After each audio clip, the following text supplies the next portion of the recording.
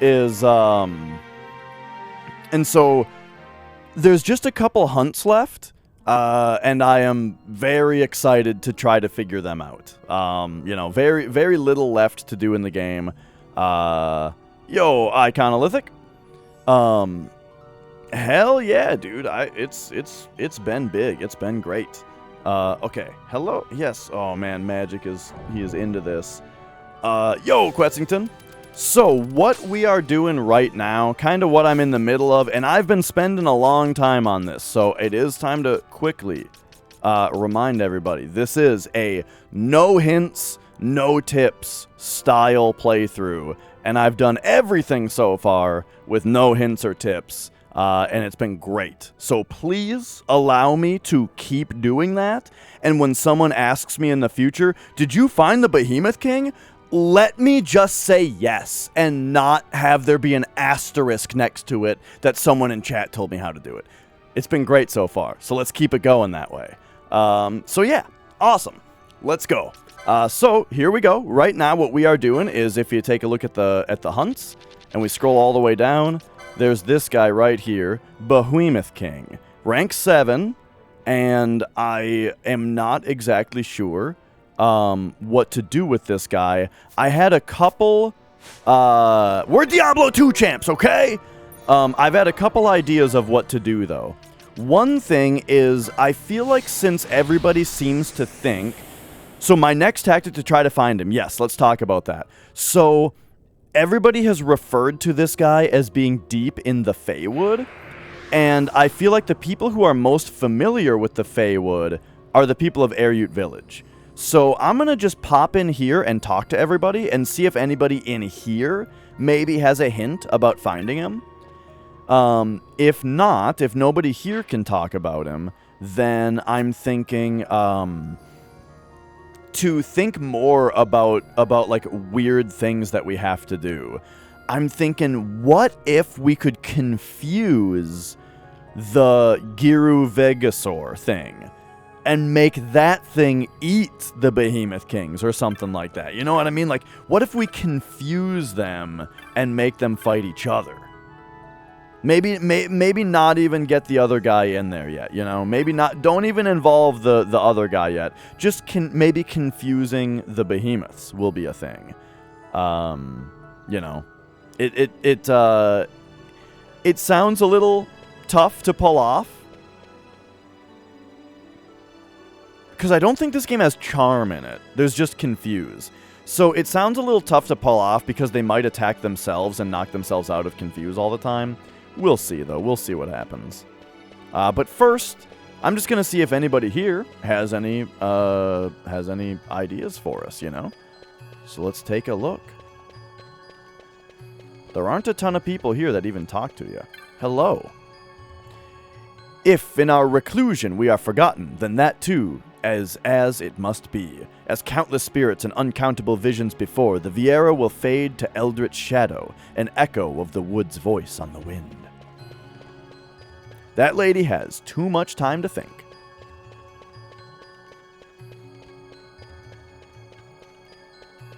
Alright. That's something, whose stream was I just in that was saying that, like, oh man, Greek people, they had a lot of time. Those old ancient Greeks had a lot of time to just sit around and think about shit, didn't they? Visitors are not welcome in this place. Leave the wood. Your way shall not be barred.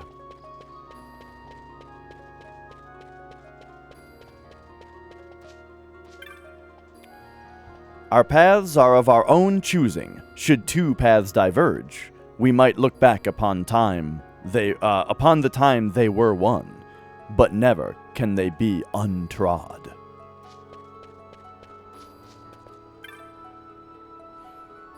At what do I look?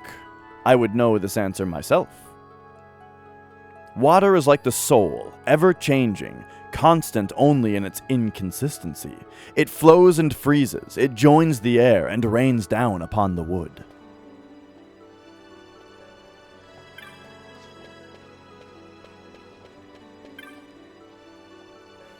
The green word, the laws of our village, a future filled with ruin. If we dwell on such weighty matters, we are like to collapse under the burden.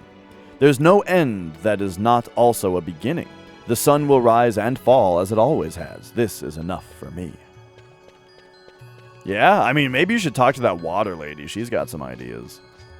Okay, I don't know if I talked to you. I don't think I did. You persist in visiting us. I did not think our welcoming so inviting. What do you think to find here? Or do you think not at all? Is it this sluggish wit that gives you humans such resilience? Intriguing. I mean, yeah, we're basically just here to get shit-talked for a minute. Embarrass me more, mommy. The wooden screens about the village interest you? If our village is attacked, we welcome our guests with arrows from behind these screens. It is a grave matter never to be spoken of idly.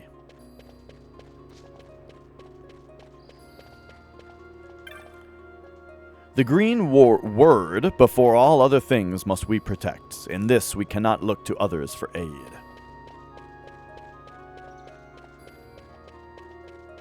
Alright, how about yous twos? Yes, what is it? We discuss our sentinel of the wood. I do not share Rel's tolerance for your interruptions. If your errand concerns not me, speak with me not. Yeah, but what if it does? Do you know something about the Behemoth King? Oh, okay. Alright, how about you? There are those who blame Yot for the deeds of her sisters. As elder, she must always defend the village. Until now, diligently she has. But she is not alone. We wood warders stand at her side. Together, we defend the wood.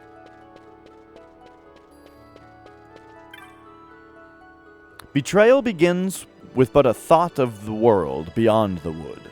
This is why we fear its call. What found Mjern in that beyond? Please visit us no more, for Mjern's sake if no other. Okay. I mean, so far, no one has anything useful to say. I kind of wonder if maybe we should be speaking to a Viera who is no longer here? Such as Mjern? Or that lady in... what's it? Rabenaster? There's like a lady there.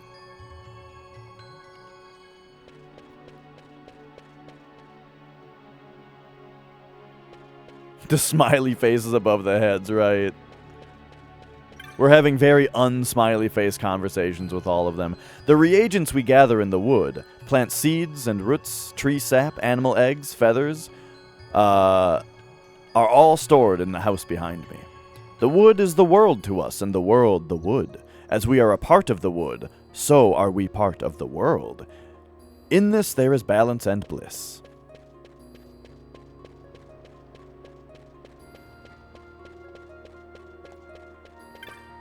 Do you still not see there is nothing here for you? Here we live out our time.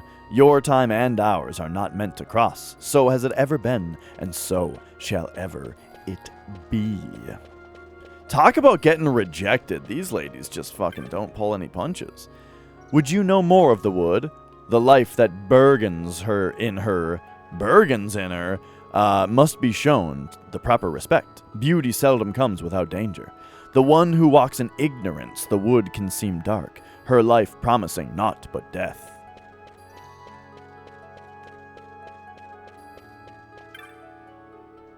When will you learn your trespass here is not welcome? Do not think all evil is yours to wander as you please.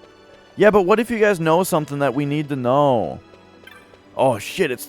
whoa, sparkling light. You find a cherry-hued pebble. It would make for a fine gift.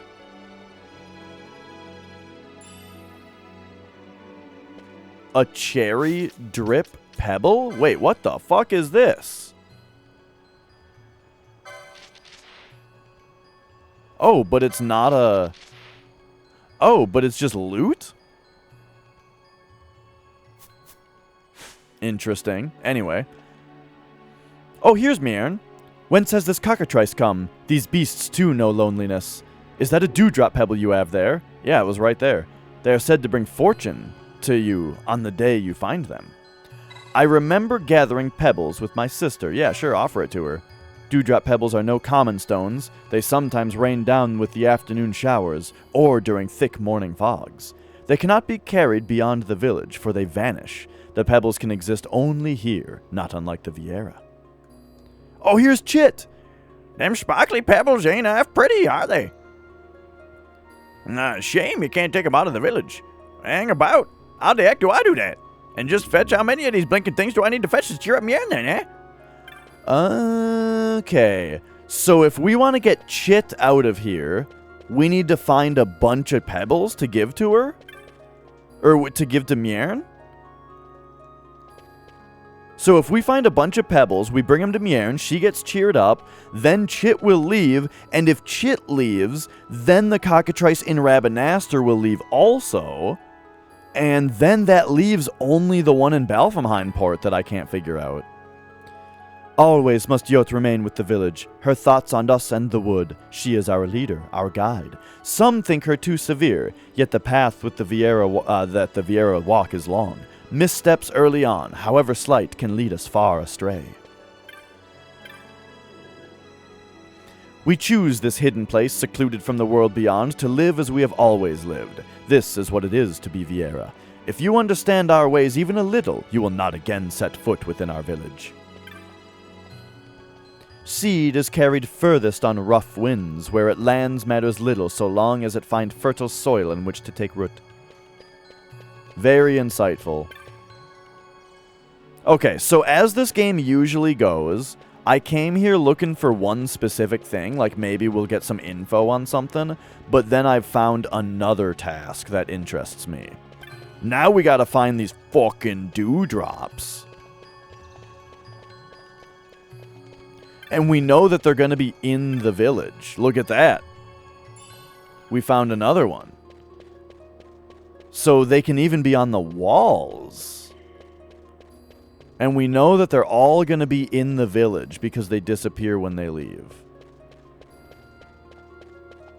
See, this is why this playthrough takes 150 hours. Because, like, now we got to find these pebbles and get Chit out of here.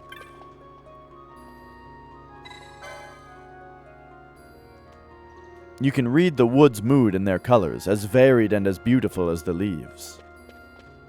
Whoa, Vagrant. Hello, hello. Why did I say whoa? Because I was going to say what's up, but then I was also reading hello, and so those two words just combined into whoa? Not taking a break from 7, no, we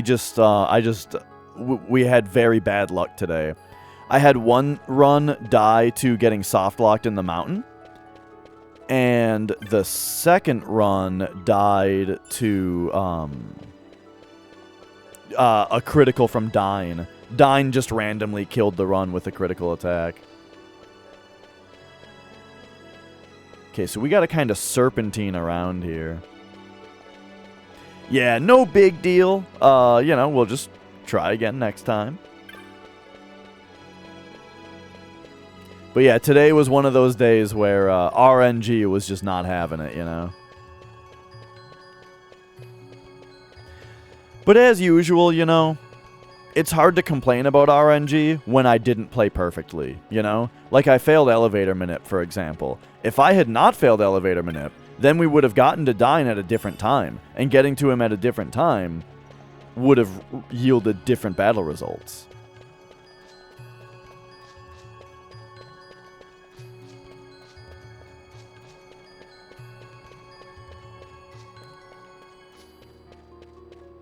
You know, basically you can really... Oh, there we go. A turquoise pebble, huh?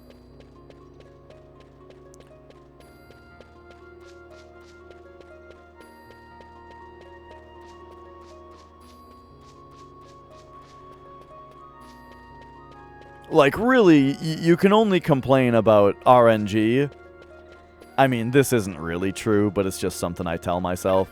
Is that, it's hard to be mad at RNG when it was imperfect play that brought you there. Now, if you were to play perfectly, and then you just die to RNG anyway, then it's like, ah, come on.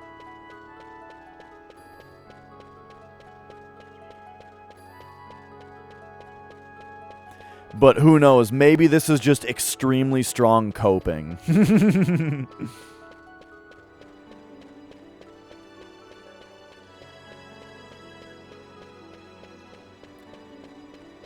I'm not sure if I'm allowed to go into the next room back, or if the pebbles will disappear.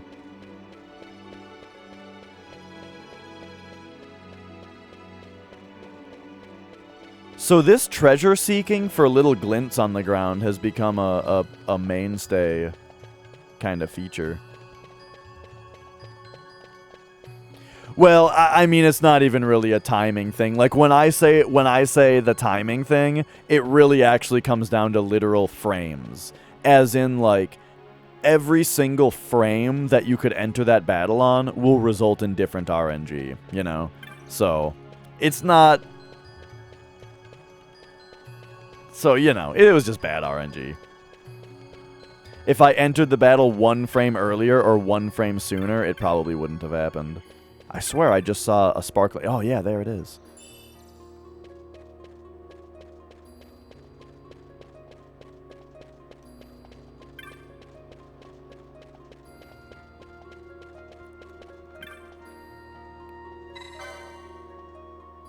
Alright, alright. Did I give her all of them?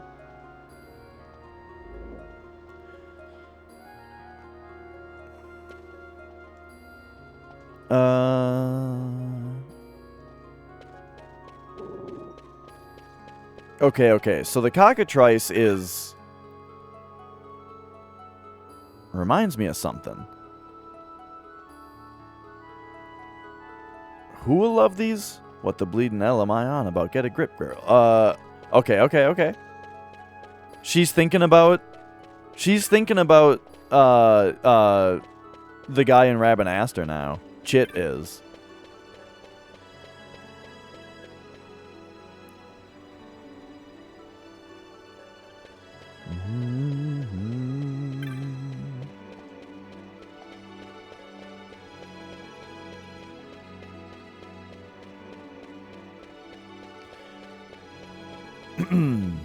Another thing that you could do in the Dine fight is if I had, like...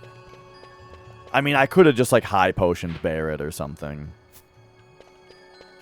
But it's one of those fights that just so rarely kills you that you just kind of YOLO it every time.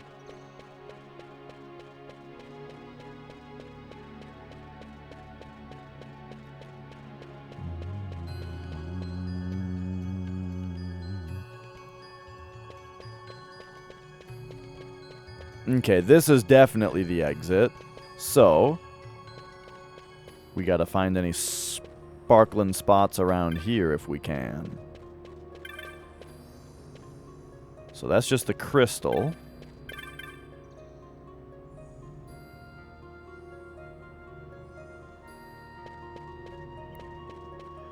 I like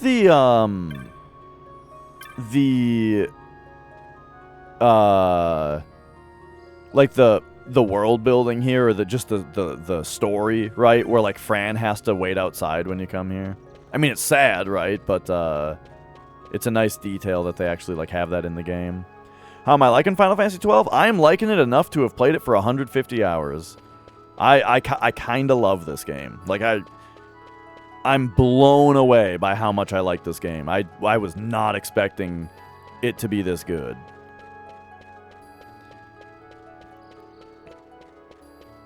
Alright, here we go. Just serpentining around. Looking for more drops.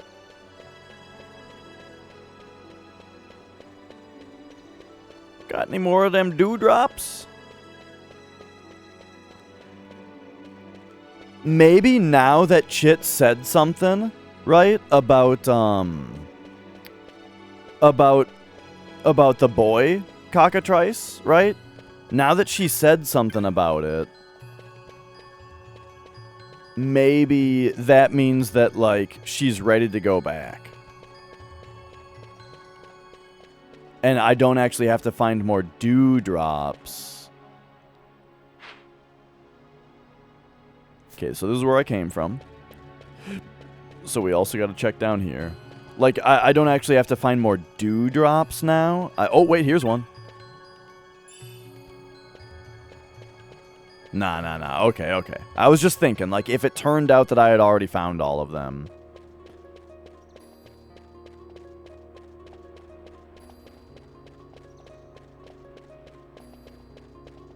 Okay, I think I'll take just this one straight back. We've already,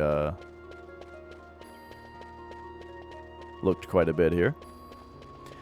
And yeah, like, so 100% completion isn't necessarily my goal, especially considering, like, how you might define 100% as. Basically, I'm just doing everything that's fun, and turns out there's a lot of fun stuff to do in this game. Like, the side quests in this game, like what we're doing right now, are all just so fun. The way that, like, I really like when games don't give you a checklist, right? And you just have to listen to what people say, consider what it is you have to do it, and get rewarded, you know? I just love that. It is said dewdrop pebbles, yada yada. Okay, okay. Is she... Are you happy yet? What are you saying? Once I get enough of these, I can go home. Okay, okay. So, whoa. The hell was that noise? Okay, so Chit is still suggesting that we find more pebbles.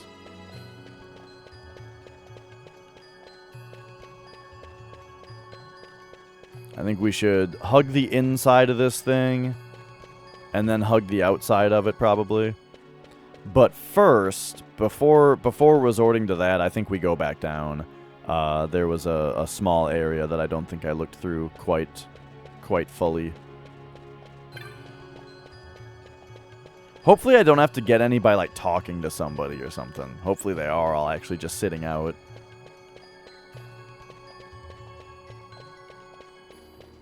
So, hugging the left side here.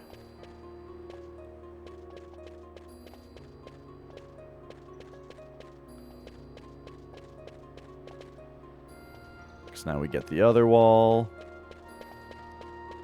But yeah, basically my philosophy with most games, especially on first playthroughs, is like, I'll just do everything that's fun.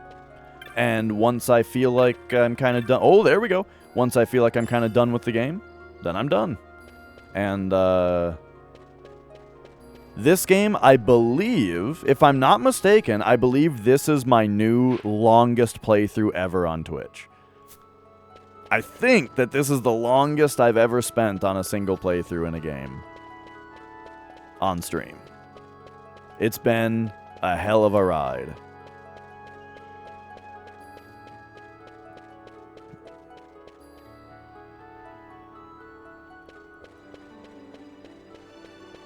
I'm just going back like one at a time now because I feel like any one of these might be the last one.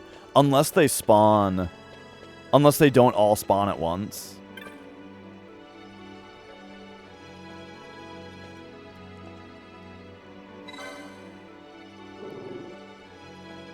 Okay, okay, so there's that.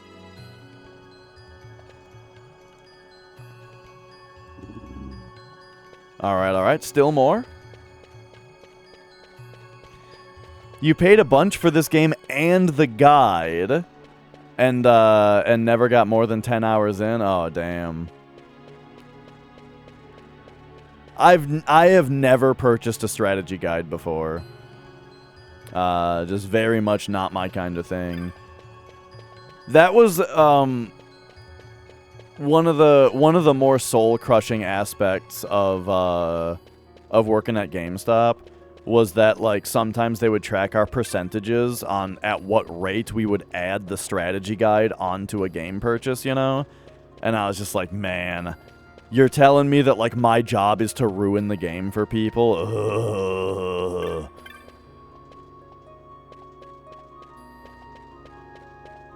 But yeah, if it's a game that I'm already super familiar with and I just really like the game or something, then sometimes you might want to get a guide just because it's, like...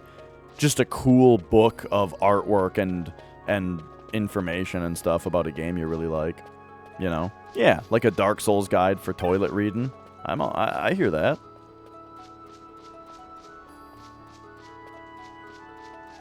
There's another one right here? Hey, oh, it's out of reach. Oh, I don't think I even read this before. Hey, ask her to get it for you. Thank you.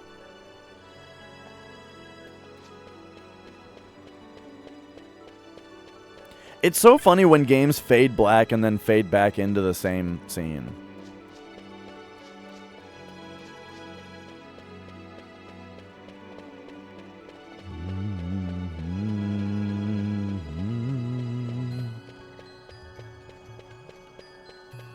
I wonder if I just never got that droplet before because I didn't read it fully. Funny that I talked to that lady and she talked about the water before because I remembered that. And so when we're talking about these dew droplets, I was thinking, hey, what about water lady?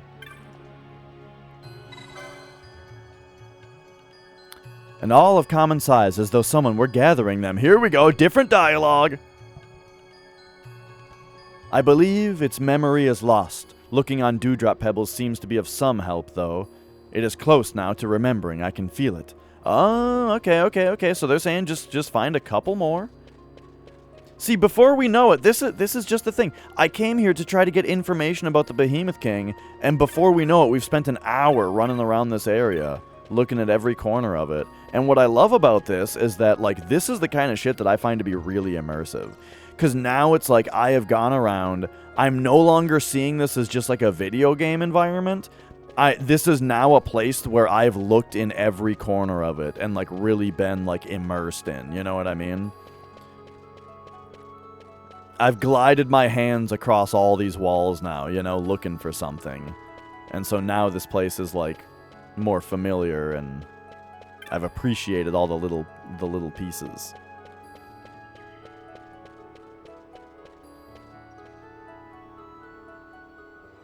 Yeah, sometimes there's cool artwork in strategy guides. I remember my brother had an Ocarina of Time strategy guide when we were younger. And it just had some cool artwork in it, you know?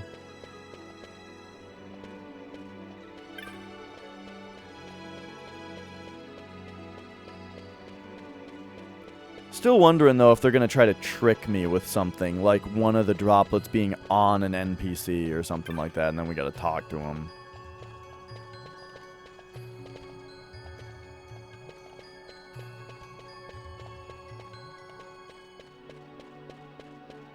Buy the FF9 guide for shits and giggles? Why?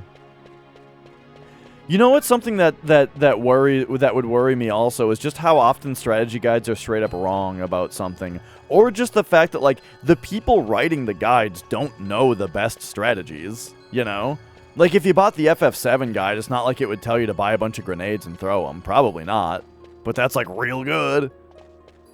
Oh, yeah, I've heard people have mentioned the Final Fantasy IX guide a bunch of times to me, and the fact that, yeah, it just, like, tells you to go to these web pages that aren't up anymore. But, you know, what it reminds me of, the thing I was talking about with the misinformation, or the missing information, is that, like, have you guys ever bought a tab book? Sometimes you can buy, like, an official Megadeth tab book, and the tabs are just wrong in it, you know?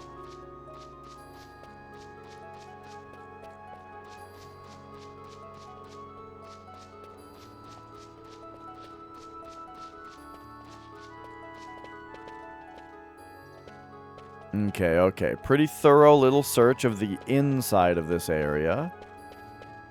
Now let's hit the outside here.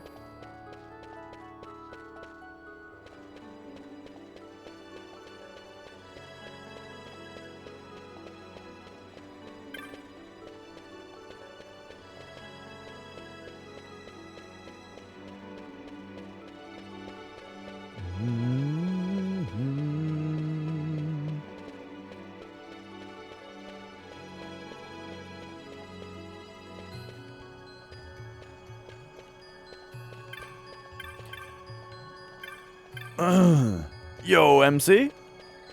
How's it going, Morningcraft? So guess what, Morningcraft? Today, I got Mountain soft locked on Calm Skip. And then on my second run, Dyne crit Barret and killed him. So, FF7 said no today.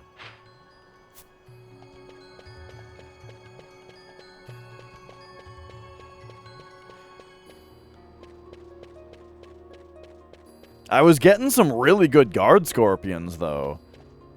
Like, I had to redo Guard Scorpion a couple times because I was being a dummy, you know, as far as, like, bad movement, or I failed Jesse Skip once, right? Like, a couple things like that happened. So I had to do Guard Scorpion a few times, and my Guard Scorpions today were all super good.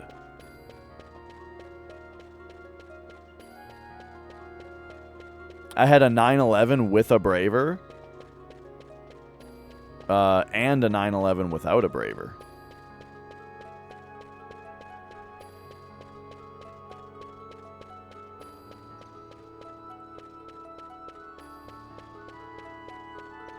Think you're doing a one and done tonight? All right, all right.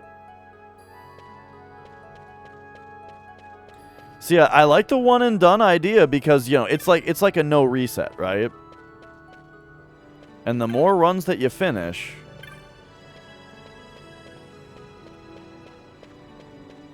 okay, so I just like ran through the whole place and didn't find anything. So now I feel like that might mean that we are at the point where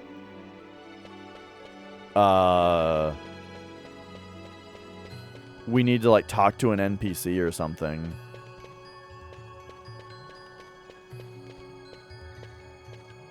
That, or like, I mean, I don't know if the game wants us to like wait for more to spawn or something like that, you know?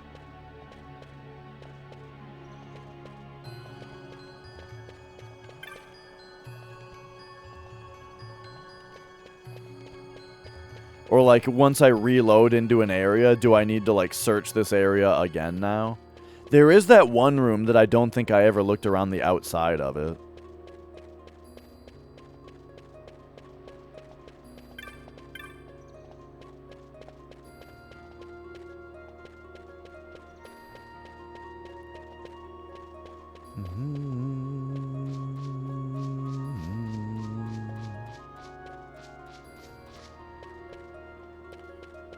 Bum bum bum bum bum bum bum bum bum.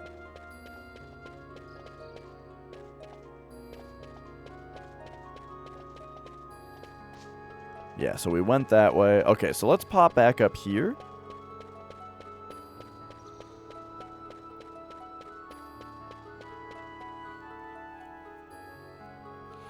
And I think I didn't search like the outside of this area. So yeah, let's take a spin around the outside while also keeping an eye out on like the middle to see if there's anything.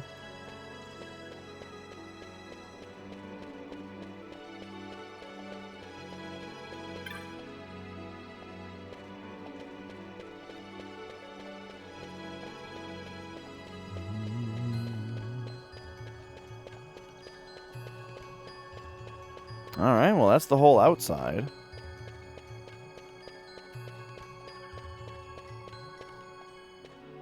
Okay, this last one is quite elusive.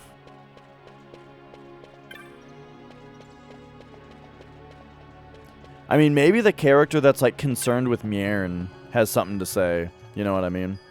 Now that we're doing this. There was like the one lady that brought up Mjern. Oh, wait, here she is though.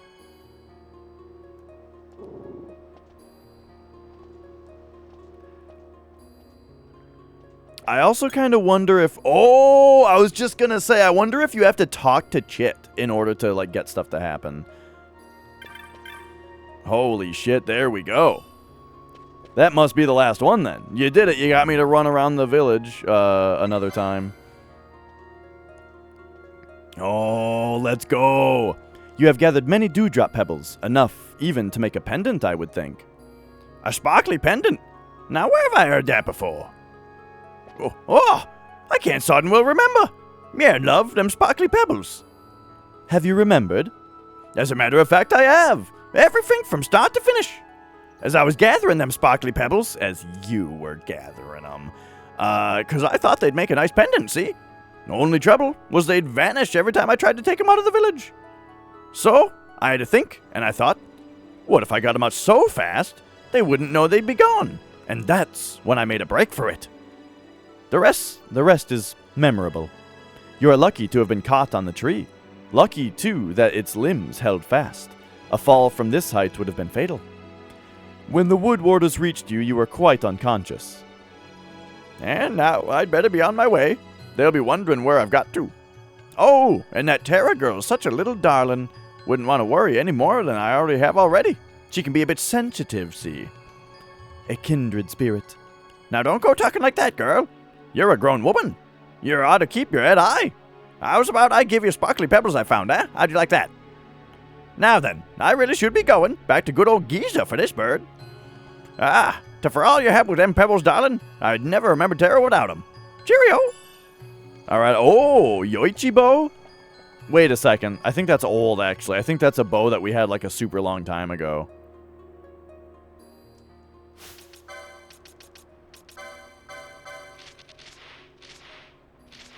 Yeah, that's like our last bow. Alright, well, it's the thought that counts. Okay, so get this. Alright, now we're excited.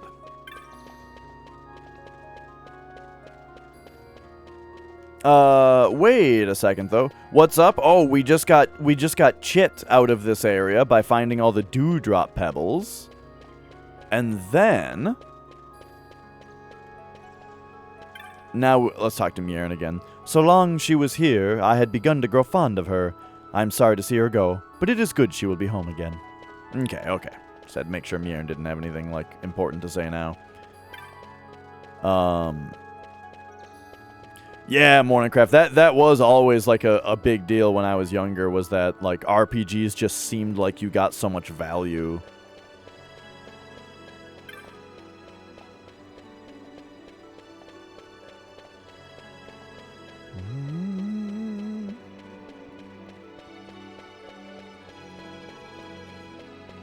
Okay.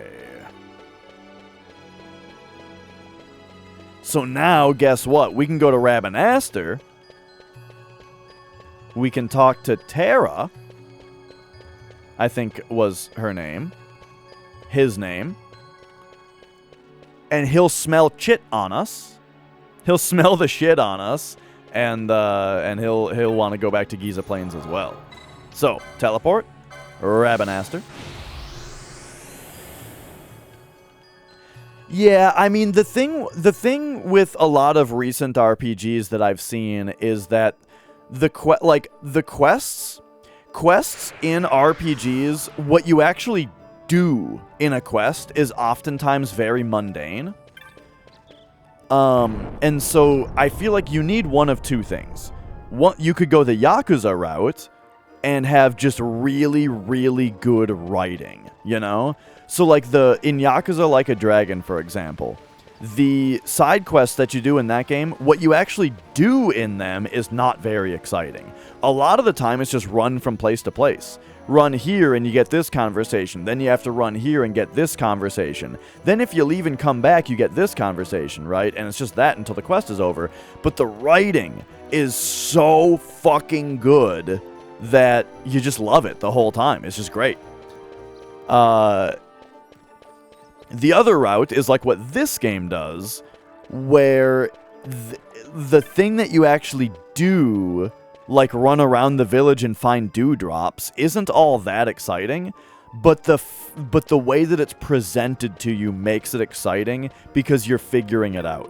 If that exact same quest just had a checklist pop up and like a waypoint on the map to point me to them and that kind of thing, it would have been lame as fuck, you know? It would have just been a boring waste of time. But instead it was kind of exciting because I figured it out just by having an interest, right? I had my own interest, my own notion to talk to all the people and listen to what they say. They said something that piqued my interest, and so I looked into it, you know? And that's a fun process. Oh, this is Ren. Has Chit returned home? Yes, actually. Why, yes. I can smell a pungent plumage on you even now. If you'll pardon me, I'm going home for, I'm going to make for home at once. Do visit me in Giza, will you? Oh, and take this, a small token of my gratitude. A diamond sword. So I think that that's also pretty outdated. Yeah.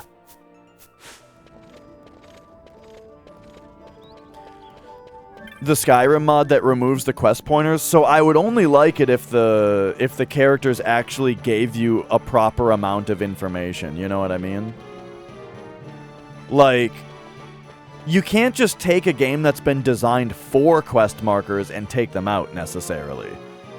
Because the quests may be lacking critical information. You know what I mean? But if it's also possible that Skyrim was designed to not have those kinds of quest markers, and then Bethesda was like, I don't know, I think we want game journalists to be able to play this game, and so then they added quest markers. Could have been something like that.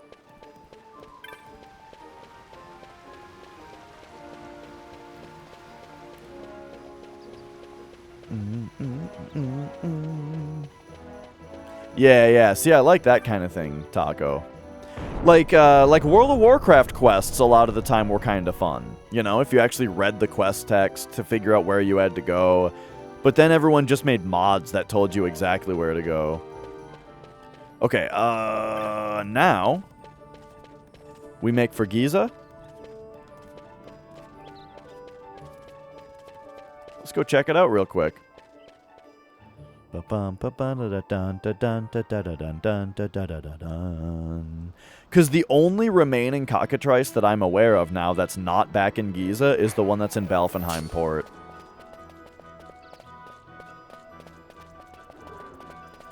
Maybe I should talk to it again. Maybe it'll be so impressed that I won 100 races that it'll go back to Giza.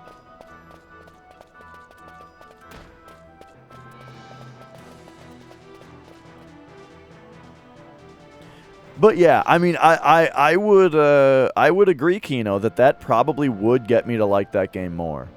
Would I like it? Probably not. But it would help. All right, here we go. We got Shuri. We've got Ren. Have I told Chit how I feel yet?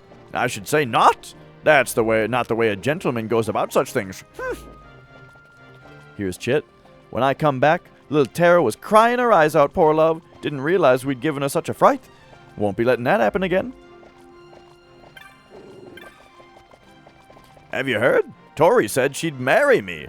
We'll make the happiest couple in history of the plains. Cool, blimey. You're that bloke from Arcades, ain't ya? Well, don't go nowhere, will you? I've got a tragic tale what needs telling. You ain't gonna believe this, but that cock what you set me up with in old Arcades was only me very own dad. He vanished when I was scarcely an hatchling. I never dreamt he'd taken off to a place that likes of that place. His old legs was giving out, but I wanted him to see the homestead just once more, but he didn't make it. Oh, I can't hold it no longer. It's gotta come out, Dad. My poor old dad. Ah! My poor old dad. I really don't know how I'll ever get over this. I really don't. But whatever happens, I ain't gonna let nothing stand in my way, because one day I'm gonna make something of myself. I love these guys. Okay,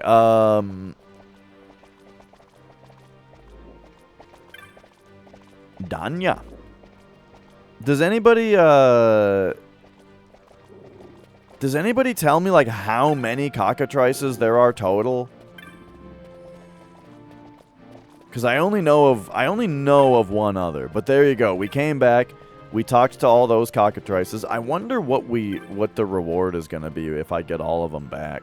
Because it's a hell of a side quest, you know? It's a side quest that I haven't been particularly interested in finishing in the last few hours, you know?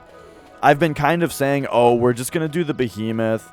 I'll figure out the waterfalls, and then we'll be done, you know? That was kind of what I was thinking. However, you know, then I found one of them, and I wanted to help it. And now we're 2 cockatrices closer to getting all of them. So now we need to go back to Balfenheim and see what the hell that one says. To see if I can figure out what it wants.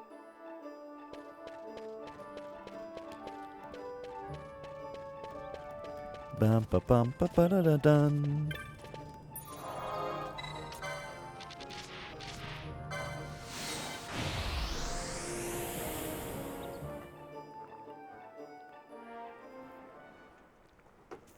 See, the issue with Skyrim and them telling you where to go in their dialogue is that all the dialogue in that game is so fucking boring that I wouldn't be able to pay attention to it in the first place.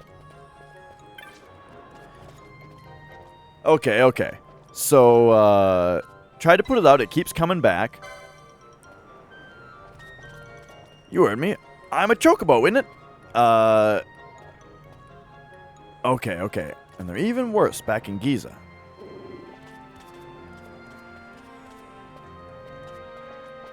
Okay, okay. So he's trying to say...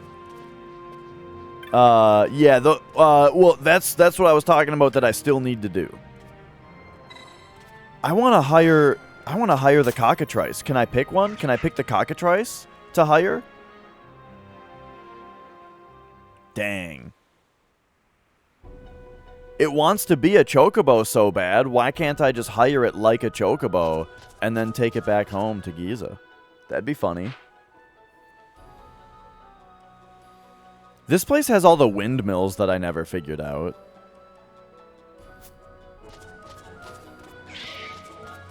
I'm slightly curious to see what the Moogles over here say. Man, you really cruise with this thing. Whew.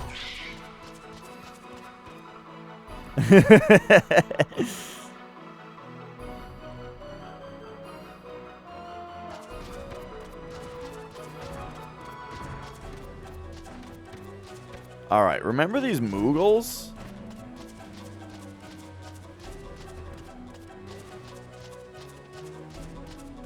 Or was that just a temper? Are they gone now? Maybe they're not here when I'm on the chocobo.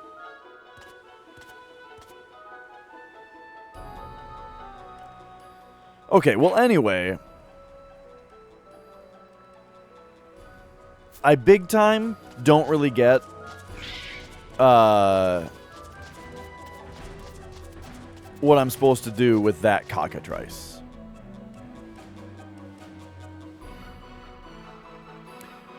Are windmills a big Dutch thing? Is that a thing? Because my only like evidence with that, besides what you just said, is that there's that brand of potato chips called Old Dutch, and on the box there's a big windmill. That's not a regional thing, right? You guys have Old Dutch potato chips where you're at? They're really good. They're like the best brand of like you want to get some ruffled potato chips, you know? Old Dutch are like the best.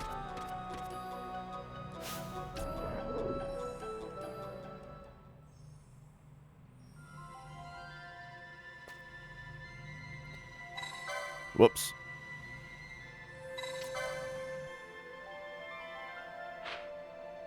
Okay. Well. So what are we doing? Now that my plan kind of failed. What are we actually doing here? Excuse me.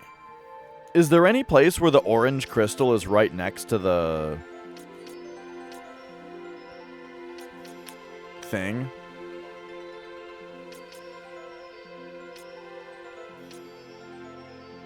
Giza Plains?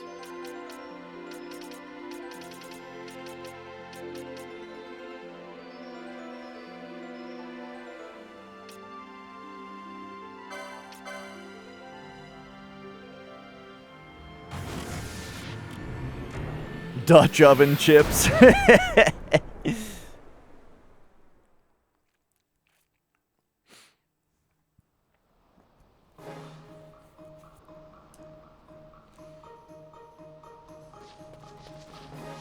Alright. Yeah, most of these things are next to the orange crystals. But alright, well, I mean, from here we can go to the jungle. Alright, well, I guess it's time to look into the behemoths again. I think, like, sort of my suspicion at this point is that we need to... Oh, I think this makes you run slower. My suspicion is that you need to... I think I gotta try more status ailments. And then I have to try slaying the behemoths in a specific order. Like, they show up on all of the... They show up, like, in those houses, you know? One thing that's rough is I'm not sure whether I'm supposed to enter...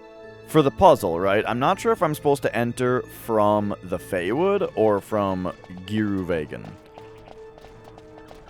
Because you would think that you have to enter from the Feywood, because everybody describes the location of the behemoth as in the deepest depths of the forest, you know, in the snowy plains, right? Makes it sound like you're supposed to come from the forest. But, I mean, Giruvegan is where all the behemoths hang out. So it's like they're coming from there.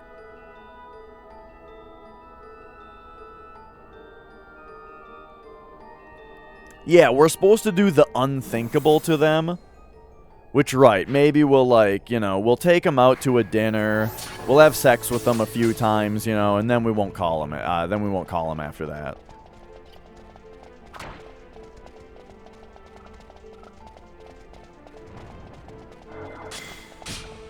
That'll piss them off.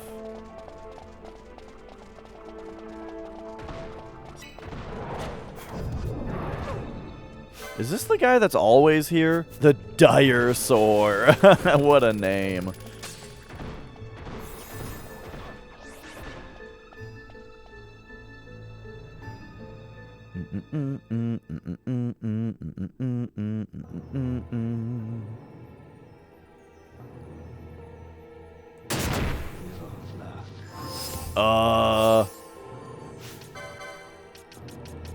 Do I have Libra turned off? No? Oops. Okay, anyway, I guess I just didn't see that.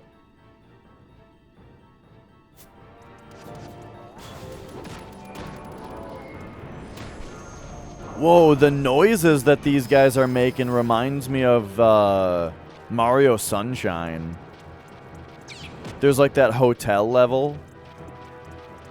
Dude, remember the hotel level in Mario Sunshine? That has like all the booze in it and stuff? What a great level. Man, Mario Sunshine's great.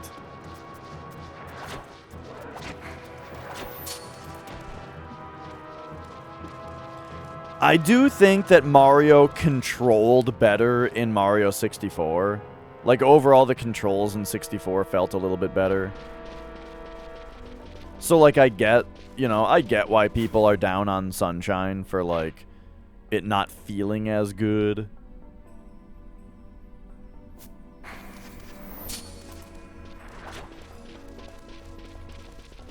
But it's great. Just hated the camera. It's definitely early 3D camera. Like, that's where I'm going right now, Mark, is to look for the Behemoth King. Yeah, so Mario Sunshine came out in that odd time where companies had figured out that you're supposed to put the camera on the right analog stick, but they still weren't very good at it yet. So it was like the game would either have an active camera that was pretty good, or but not really, or you would touch the stick and it would like change it into free mode, where then you would have to like move it yourself all the time to do anything.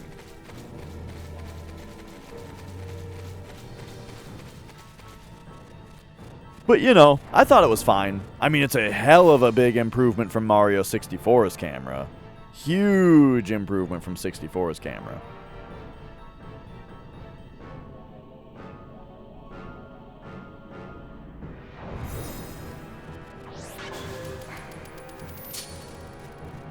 Okay, okay.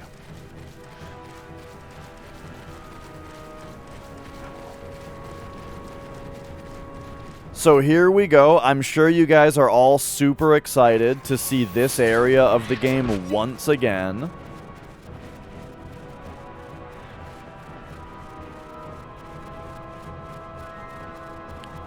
As I once again come in here to try to figure out what the hell we're doing to find this this monster.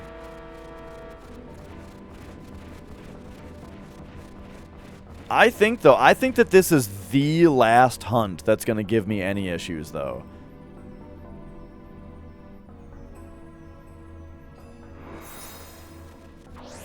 Alright, so first, we're in here. And I actually drew a picture that I need to bring up now. I started drawing on the map. I drew a picture and started drawing on the map. So, if this is similar to my last experience in this area,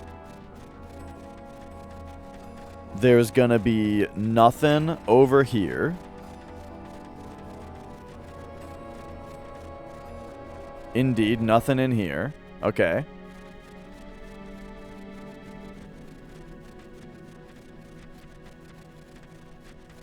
And then if we go in here, we're gonna be told to go left.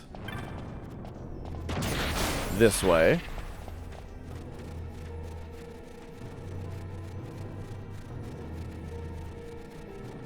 And then this will send us this way. And then there's gonna be behemoths in this house over here. Here they are. Okay, so like I was saying, I think I need to experiment with more status ailments. So, whoops. What about confuse? There is just a confuse spell. I don't know if I've tried this. Hey, you can confuse them. It's arcane? Okay. But I feel like you have to keep confusing them.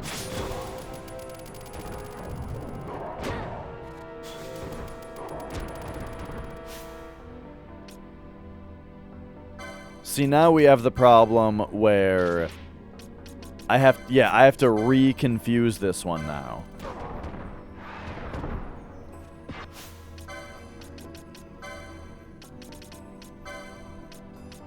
So I'm going to temporarily enable cursor memory.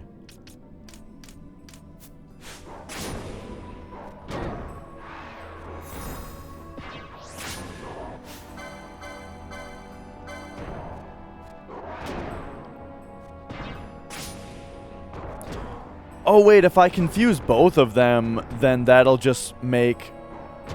Wait, this is fine actually. What we're doing right here. Yeah, this is fine. Oh, wait. He'll still So, yeah, you can only confuse one of them, because otherwise they'll just immediately go confuse the other one again. Or they'll just go hit the other one out of it.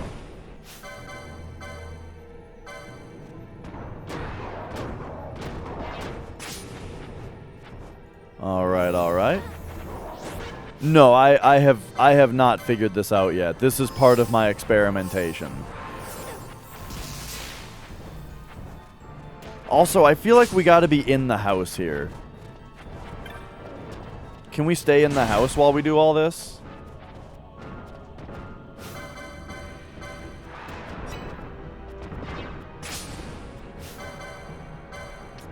Ah, no. We'll just keep it this way. Alright, so here comes the... Oh, okay, he hit himself.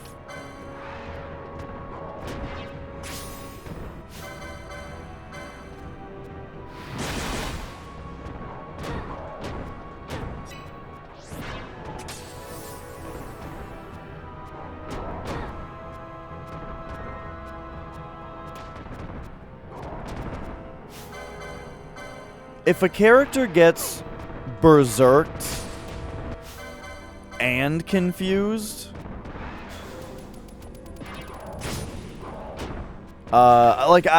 Basically, I wonder if there's something like FF7's vaccine in this game that makes it so that once something is confused, you can't make them, like, unconfuse themselves, you know?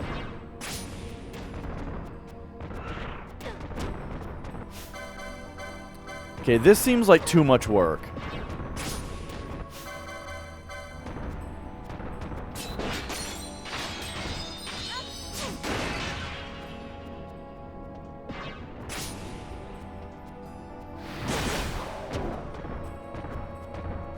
Alright, got him. Okay.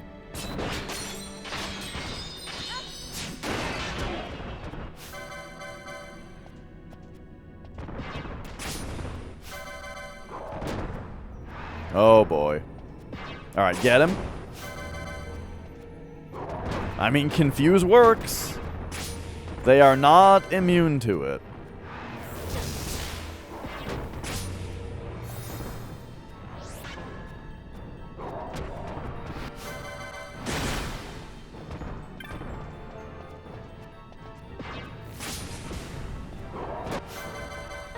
I also kind of wonder if there's just like a technique that I'm missing. Like maybe there's a certain technique I'm supposed to have. Wow, the confuse is just not hitting anymore. Dude.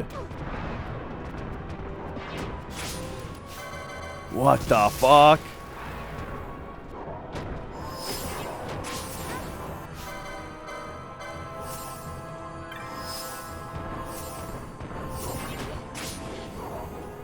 Excuse me? I mean, I realize he's berserked now, and that might change things around, but even before that, we missed like 10 in a row. Holy shit, he's doing 6-hit combos now. What the fuck? Okay, so out of nowhere, Confuse just doesn't work anymore. That's very weird. I could just confuse the other one, but I have a particular interest in confusing one that's berserked to see what that does. But holy shit, it just doesn't work. Oh my god. Okay, hang on. Let's let Ash, like, haste and protect herself again from all this shit.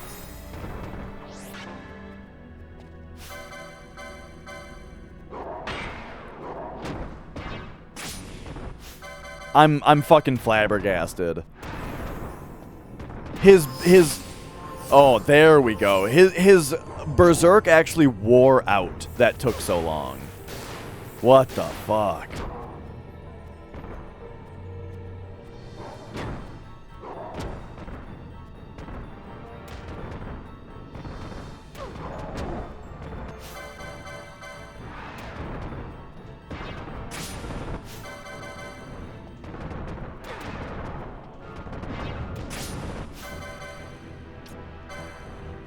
Okay, now I do want to confuse both of them, because they might hit themselves out of confusion. Alright. What happens now? Alright, they both murdered themselves. Both of them. We just saw a fucking double suicide there. Alright.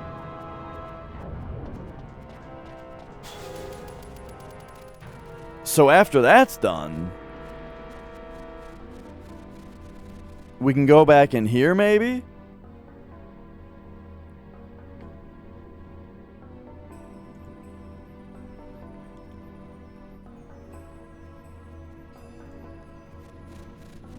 And I've found that... Okay, I'm off the confusion thing, by the way. That was just way too big of a pain in the ass. There's no way you're supposed to do that.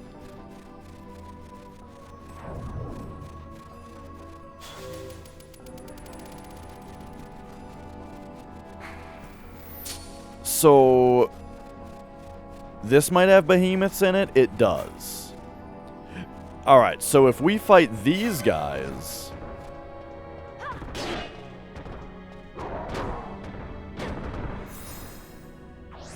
Wait, okay, I have an idea, actually. But give me a minute before I actually do it. They always come in pairs. So what if you only defeat one each time, you know? Like, we only take one of these guys out, and then we leave the other one alone. You know what I mean?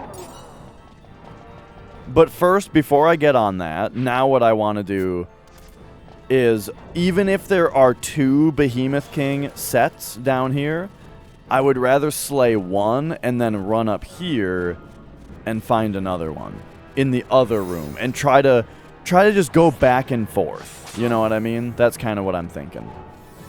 But actually, I just thought, like, what if we only take out one at a time and leave the other one to live? That would piss them off, right?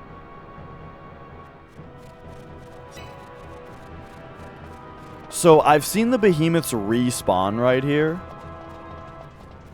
when you go down and defeat all the behemoths in the bottom area. So if that didn't happen here, you know, I'm not sure if that's just because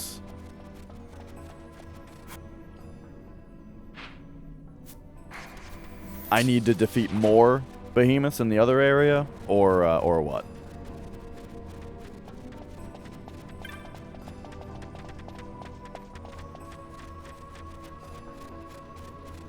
But yeah, taking a little loop through here, it looks like there is nothing respawned after taking out only one set of them down there. Okay, so we're immediately off that plan.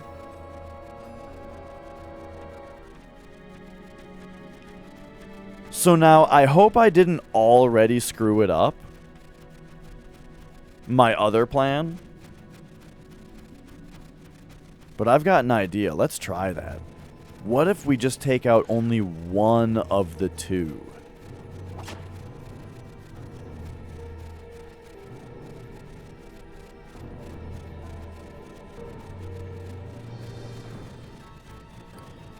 The King Behemoth clue. One guy says, perhaps if you did the unthinkable, something, something, something. Like, the guy will come out. The other guy says, perhaps if you slay some of his kin.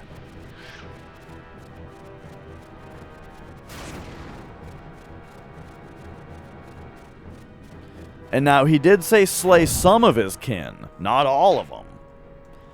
And when the one guy says the unthinkable, I mean, just killing one of them and leaving the other one, I mean, that's kind of brutal.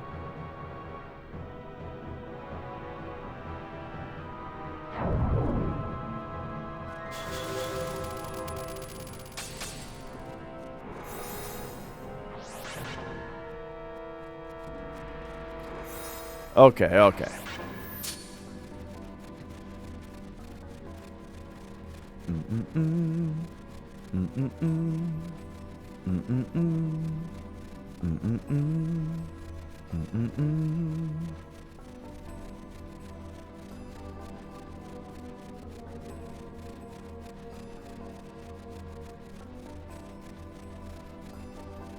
Oh, there's the big spooky guy.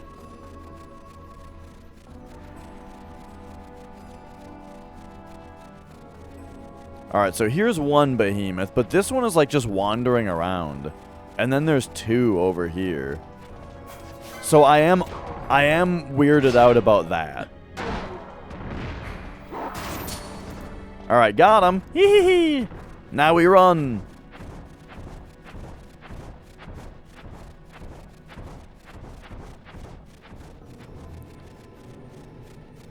But yes, that is something to consider as well. That, like, it seems like if we run up and defeat the 2 behemoths that are in the northern area, then when we come back down, there's this one that spawns right there.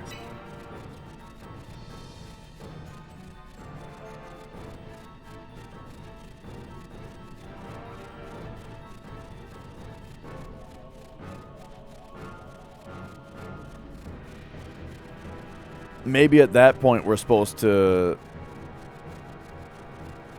If it's like 2 down, 2 in the south, 2 in the north. Oh, shit. And then, like, the 3... in the south? Do I have it written down that there's 3? Yes, I do.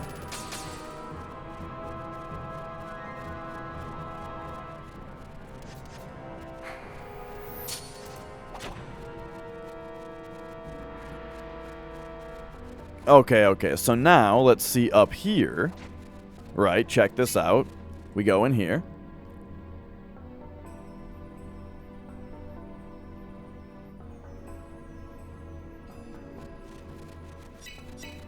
So these guys are not back yet.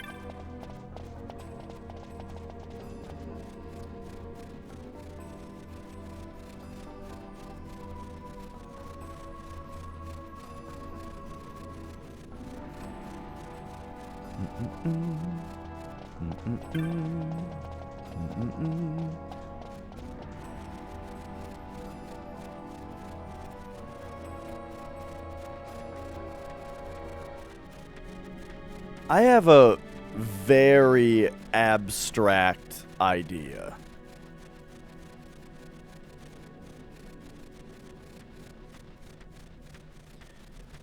And it has to do with what these houses actually are. They are Feywood glyphs. Or like this is a glyph on the ground. In this sanctum, yada yada.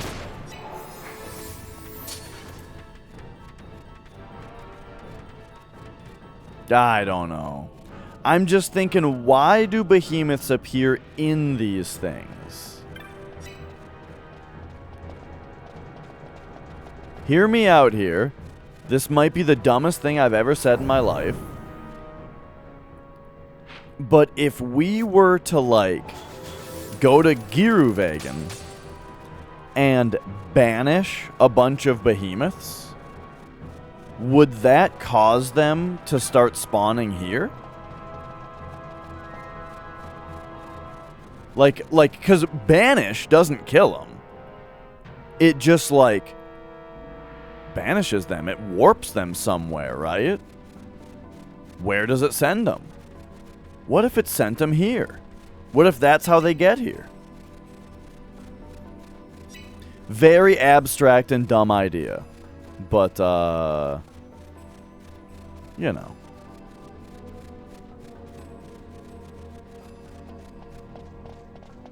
To a Wendy's in Indiana.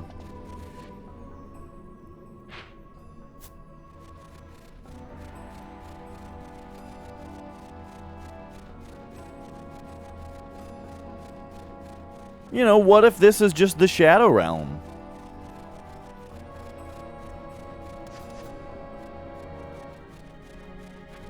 I don't necessarily want to get off this idea, though, of fighting one of them and then leaving the other.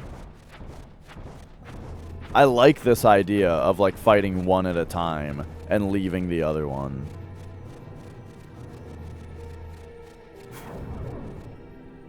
The people that work there, they're just used to it.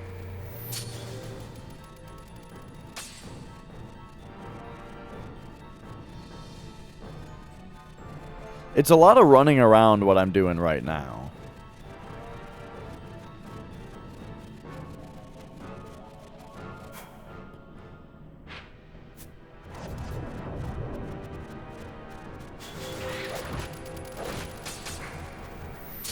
You know, it still hasn't stopped confusing me that Ash's status bar isn't on top.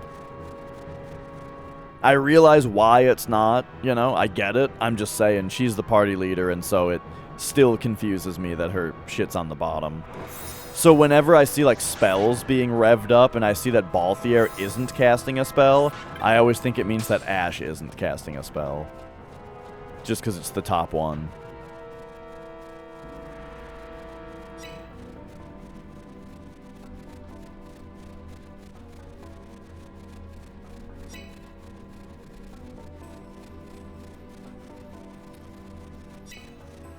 Alright, so my fighting one behemoth at a time does not seem to be causing any effect in this area.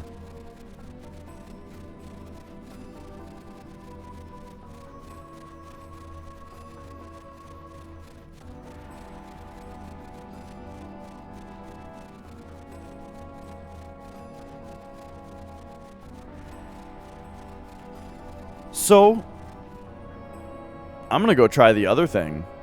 I'm just going to check it out. We'll just see it real quick. I also need a rest on my hand from holding R2.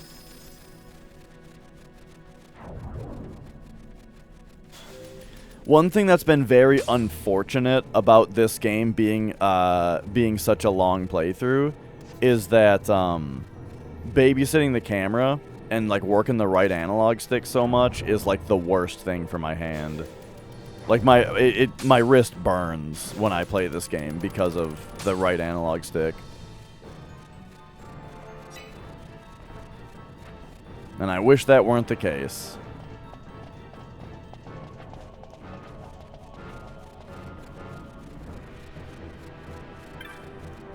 Oh, Xenia Croft, how's it going? Oh no, I didn't mean to touch.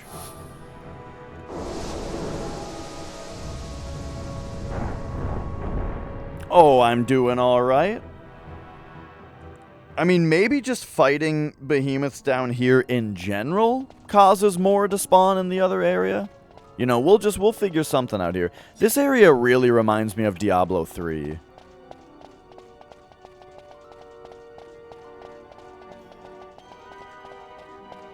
Like, this spot just kind of reminds me a little bit of the Act 4 Heaven areas, but then, like, the, yeah.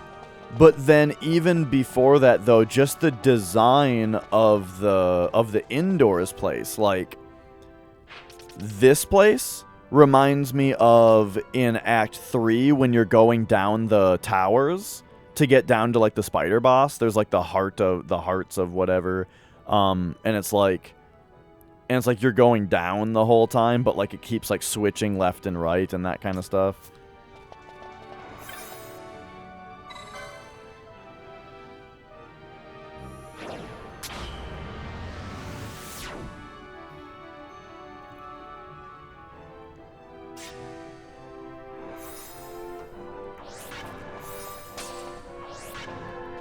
All right.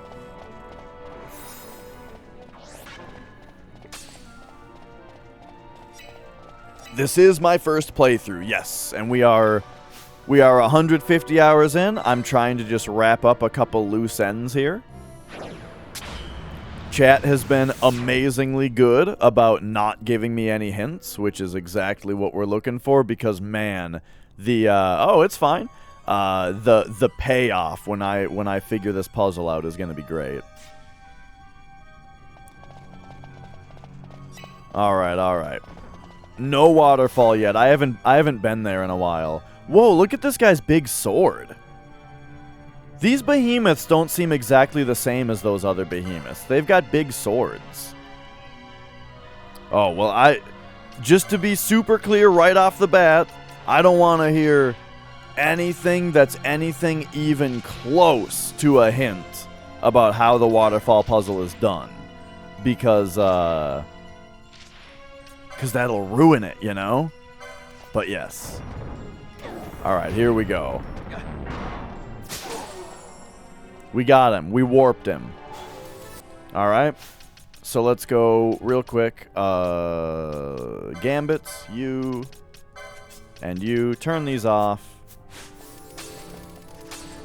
Me too, Nick Cage.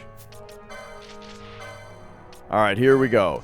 This is the dumbest idea I've ever had for a puzzle in a game.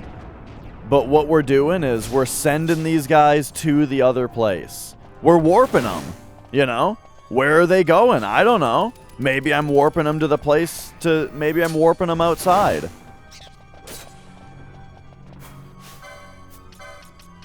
Mia, don't scratch my chair.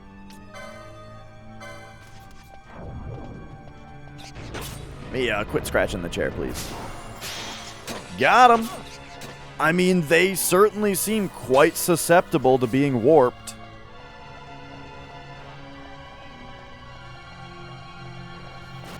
Oh, no, that's fine, Xenia. Everything's cool. Alright. I just feel like just being on Twitch for a long time, you gotta give a general reminder out in chat. That's not even, you know, quite often. That's not even necessarily for you specifically. But someone else might jump into the conversation, you know what I mean? I know it! I know how to do it! Everyone's been very good this playthrough.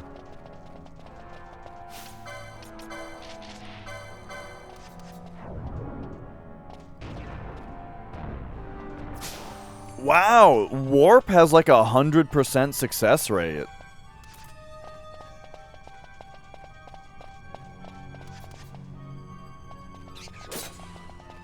Okay, okay. Have we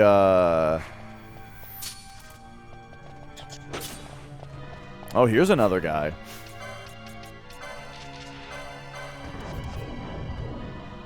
Alright, get him.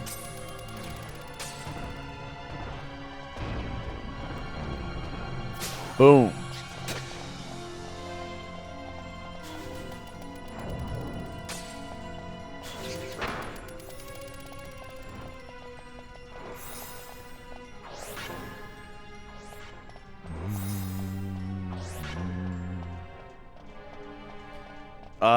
Oh, yep, okay, yep, just fall right into the corner there, Mia.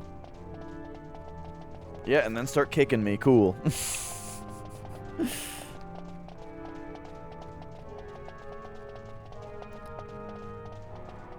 Alright, let's see if that was enough. Let's see if that made a difference.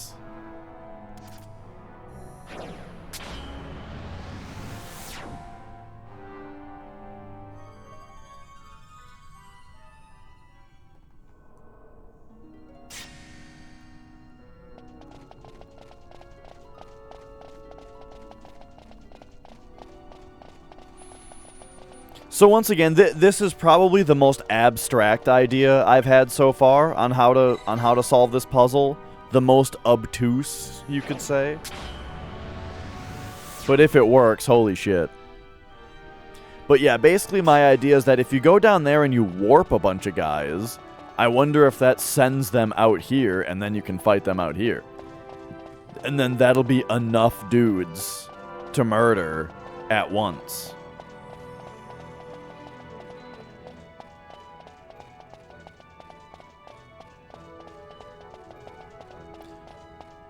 The behemoths, no fishing rod progress. I'm off the fishing rod. Unless it falls into my lap.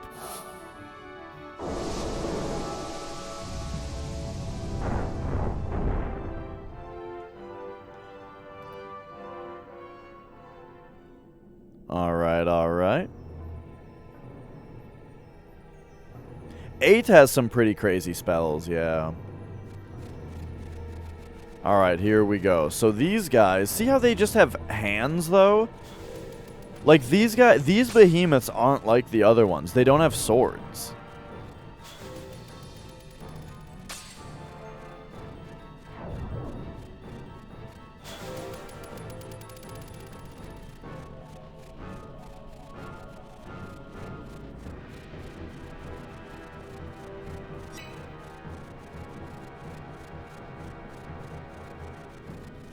Okay, okay, so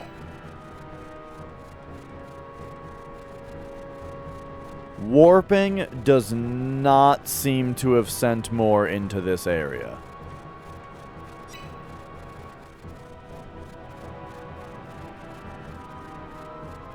But like always, take notes, game developers.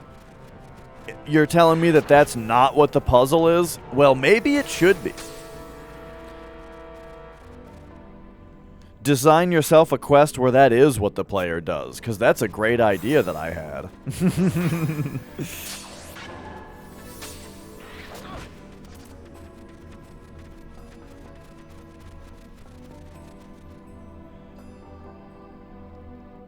How's the search going? No progress. The last thing that I tried to do was go into Gearwagen and warp a bunch of behemoths, thinking that maybe it would be teleporting them here. And then we could fight them all here.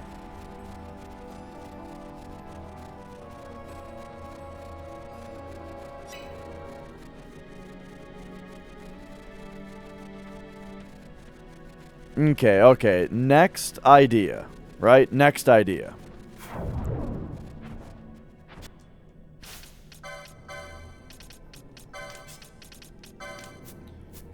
We turn these back on.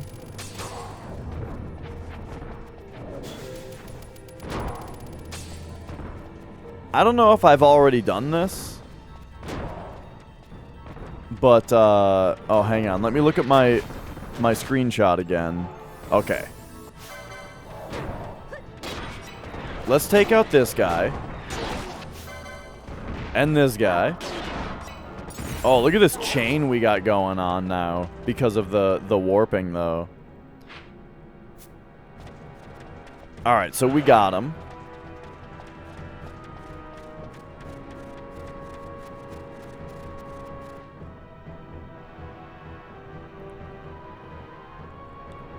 And now...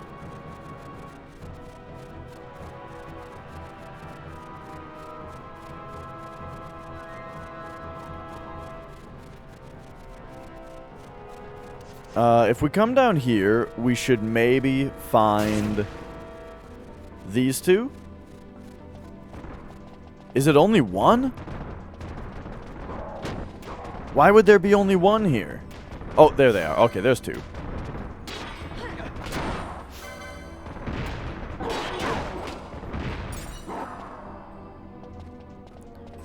So there's two right there, and then there should be three.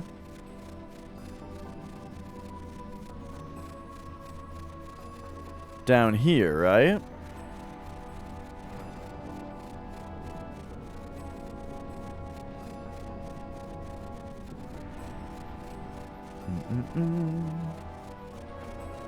There's this one that's like outside the house. That will give like one tap to. And then come over here to where the other ones are. Here they are. Your fever's gone down to 99. Nice. That's a big improvement.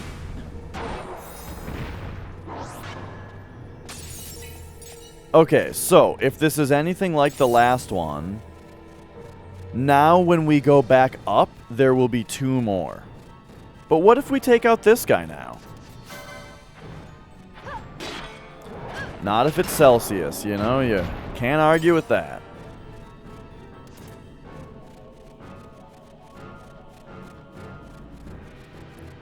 Broken Great Axe.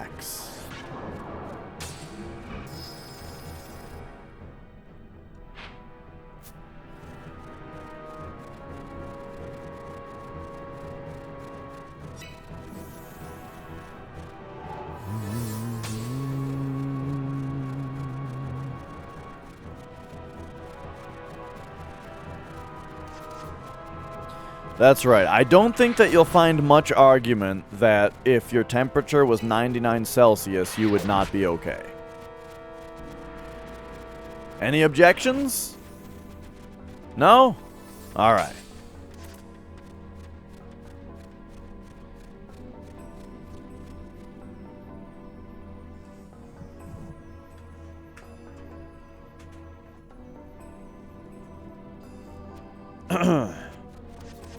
Now, in the past, after I've done all that, there have been two...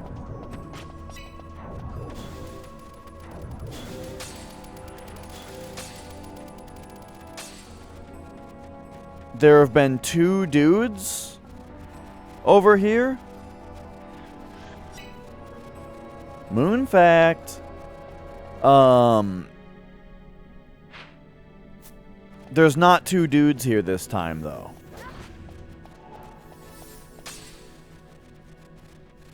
Which leads me to think that the two dudes were canceled by me defeating the dinosaur.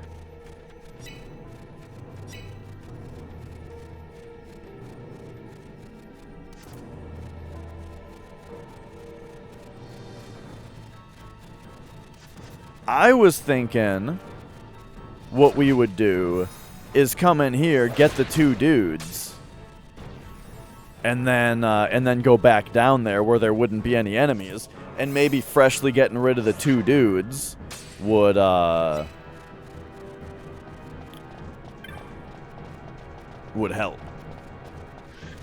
I don't know why Mia's new favorite thing is to walk around where it bothers me.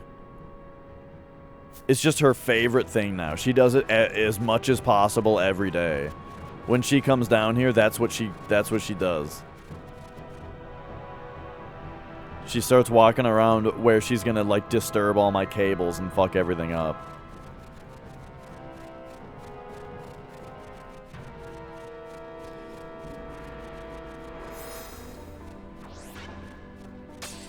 All right. Well, here we are.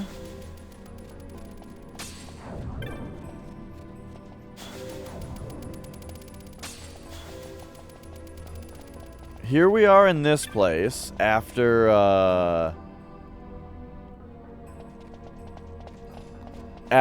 you know, getting rid of all the dudes.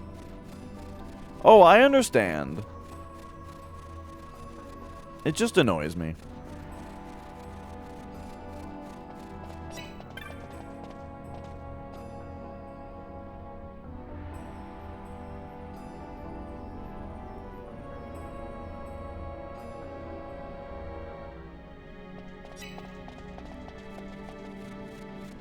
Now, these things probably don't have anything to do with this puzzle.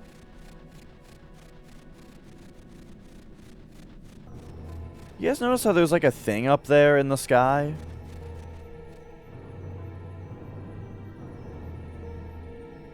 Is that supposed to be like the sun behind the clouds?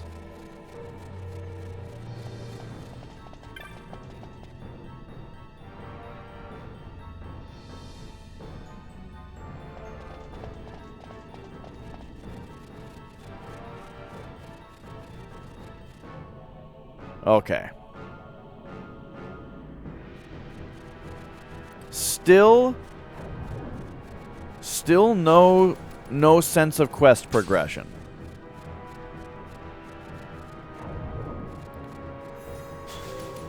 Good to hear, Xenia. Good to hear. All right. I've got another bright idea.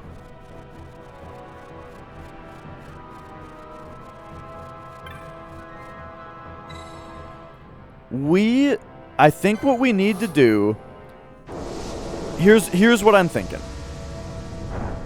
We just need to find a way to get them to keep spawning, which might be a speed thing, you know?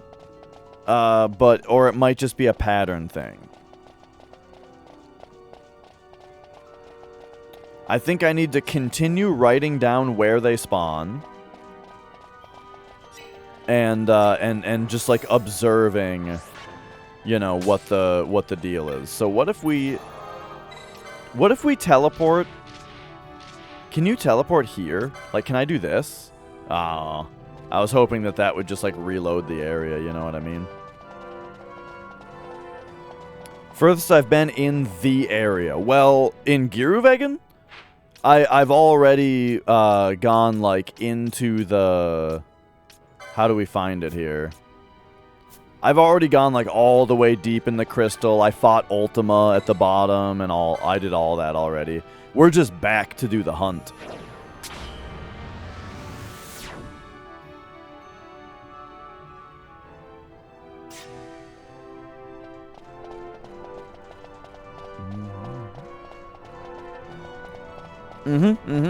I think we've got her on who has her? Ah, there we go. Ultima. Yeah, I got Zodiark even. You know, we're deep in it here. Oh, I drew a map. as we were going through, I was drawing a map to map everything out, and you know, it wasn't too hard, except I think I was there pretty early. So like I was heavily relying on using Phoenix Downs to kill all the monsters, because I was kind of not high enough level to just take them on.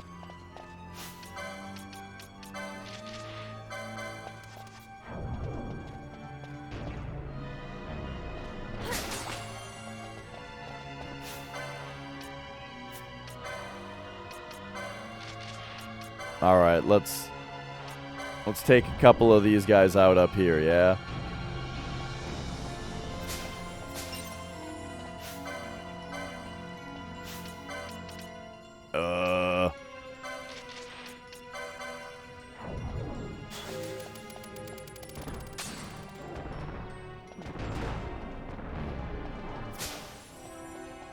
All right, there we go.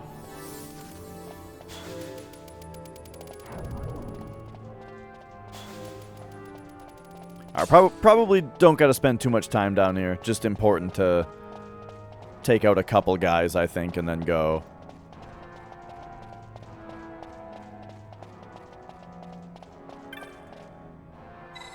Okay. Oh, all right.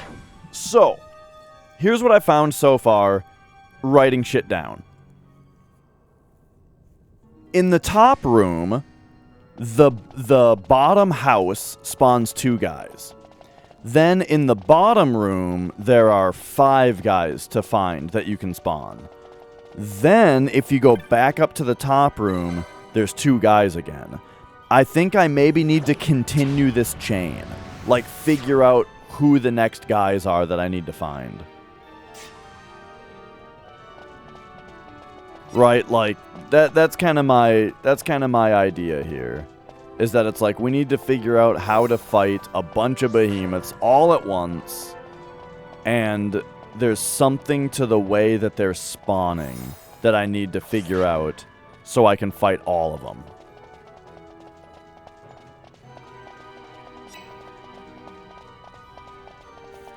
And one of the things is avoiding the dinosaur. Because, yeah, the dinosaur, I have figured out, that just ends the quest, basically. I won't be surprised if we need to fight the dinosaur, like, after so many or something like that. But for now, like, if the last step is to kill the dinosaur, I won't be super surprised.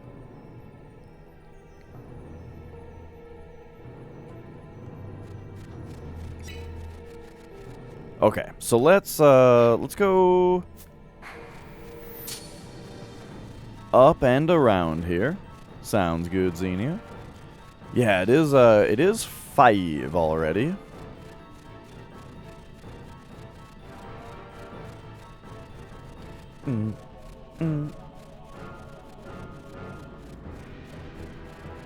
Oh, what I mean is after you kill the dino, it makes it so enemies in that area stop spawning.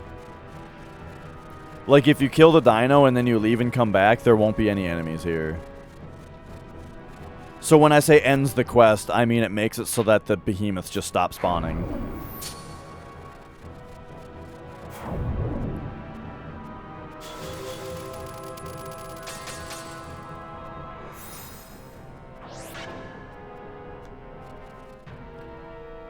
Okay.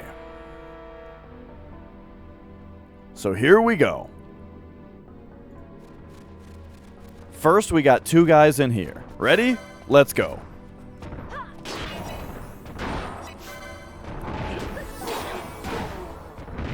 Alright, alright. Then... oh, excuse me. If we come back down and follow the left...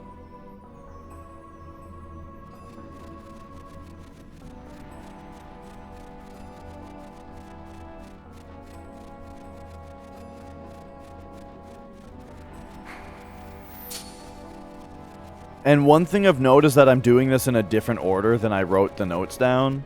So it may be possible that we're not supposed to fight these guys yet. It's also worth noting that these guys are in a glyph, or in a house that has a glyph that's not. The praying mantis just ate the behemoth.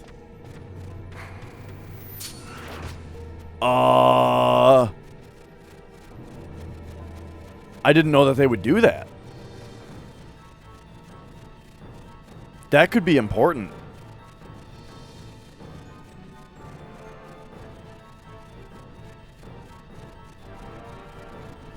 That's brutal, and that could be very important.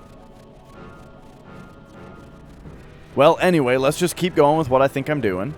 So now we find these guys. That could also screw me up. If things are really precise on what you need to do, it might screw me up that, like, an enemy just killed that enemy. Ooh, my chain is blinky. Oh! We just got a chain level out here. That also hasn't happened. Getting a chain level up in this room. Okay, now, what I think I've found out is that if we go back up to the north, there's 2 more dudes in that house again.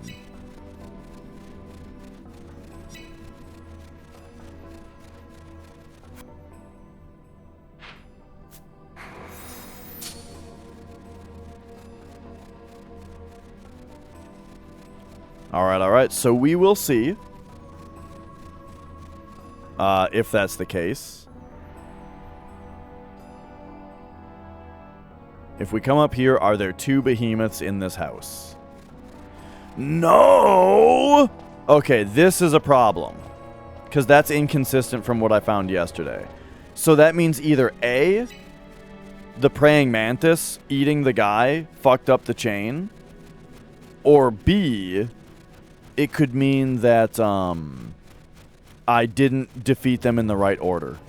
Because when I wrote this down, that they spawn in this order, I did not, or I specified that I fought those guys, you know, when I was searching originally, I had fought those guys in the other order. So that might be important.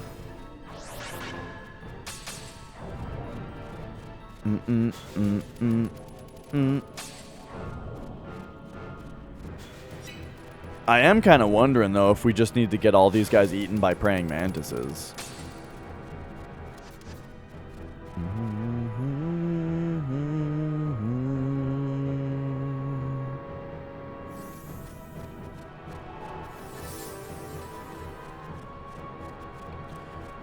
Well, the question now just becomes, do these behemoths respawn?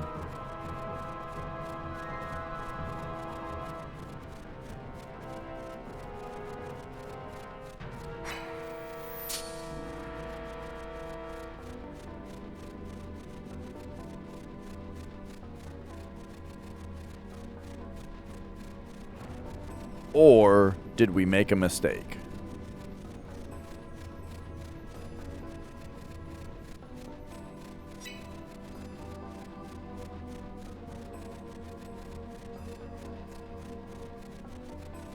Yeah, so it looks like that was a mistake that's causing them not to spawn anymore. So this is kind of the information, is that it seems like, yeah, there's definitely like a sequence of things you're supposed to do. And the behemoths like stop spawning when you do the wrong thing. Maybe.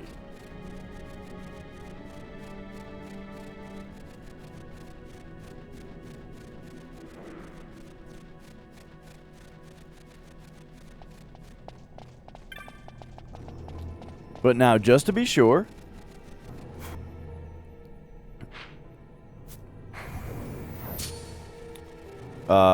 just want to check that house, come over here, check this house.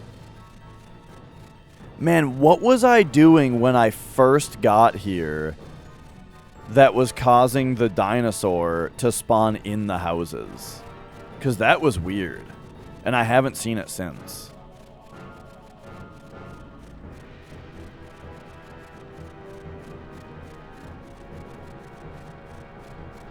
Where is that dinosaur? Because I also think that if I've gone around and I've defeated all of the behemoths,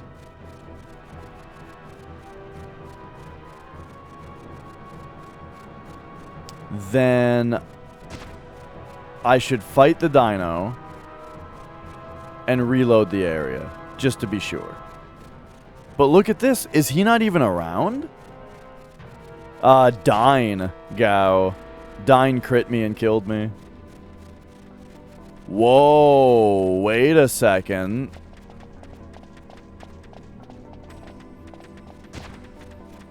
My guy isn't around. Big scary guy being missing? Now that's different. This hasn't happened in a while. So either I just haven't found him yet, or we have achieved another state that I haven't seen before.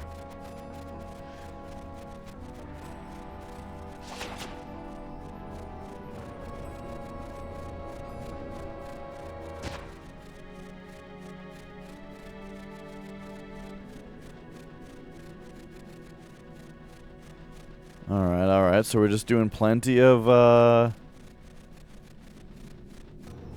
Oh, there he is.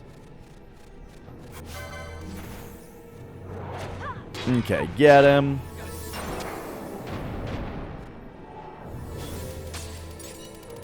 He's out of here.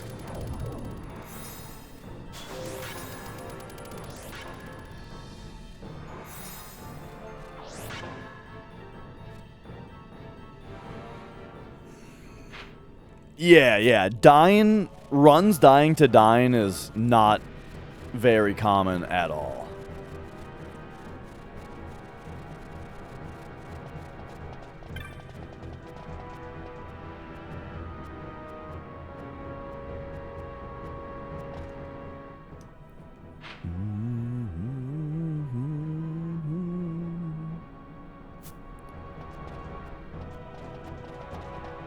Oh, whoops.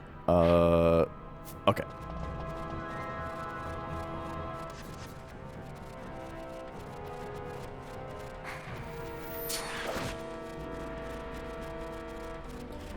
I am starting to kind of think I just need these praying mantises to eat a bunch of behemoths.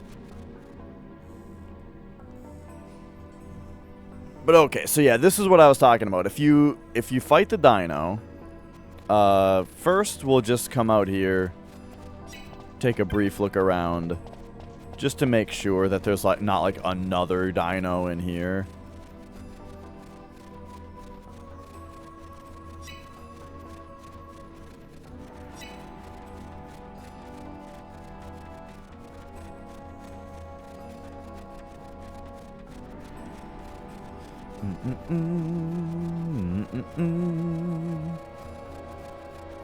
Okay, yeah, everything is gone.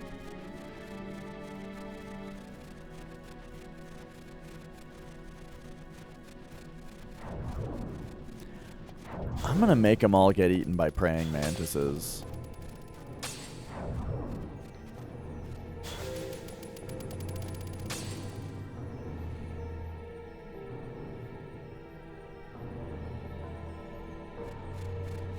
Alright, but yeah, now you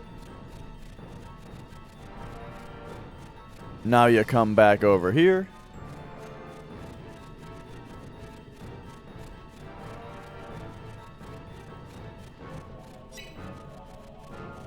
Oh, yeah. He's laughing. He's having a good time. Is this final hour power-ups before the final stage? I don't know. I think so. I think I am very close to just beating the game. It's just a matter of wanting to do a couple extra side things, you know? So anyway, while we do this,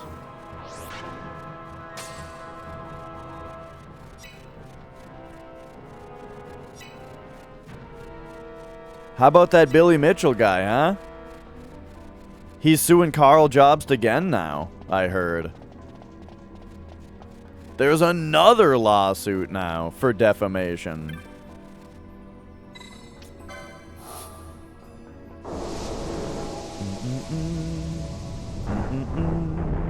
Also,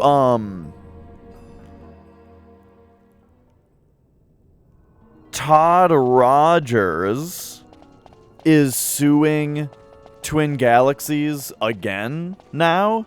His first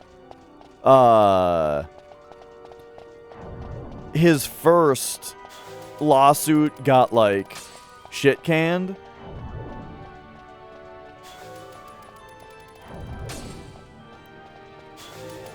And so he's suing Twin Galaxies again now.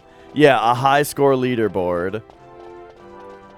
And like his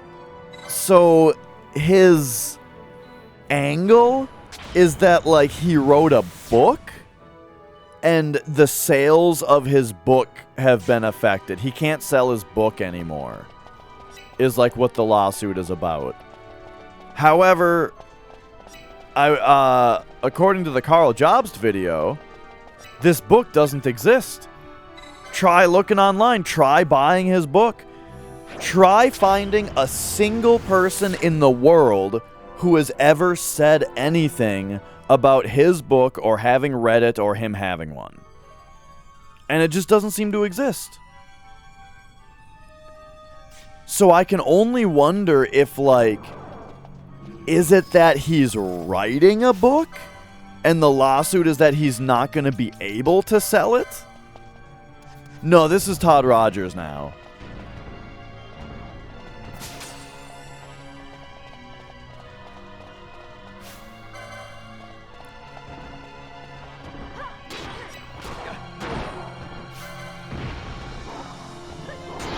So, I wonder if he was, like, planning on writing a book or something like that.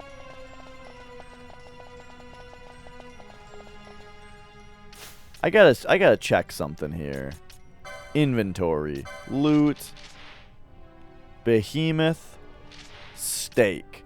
A chewy, invigorating cut of steak, T-bone and all. Best eaten by holding the bone with 2 hands and gnawing at the meat with great primitive enthusiasm.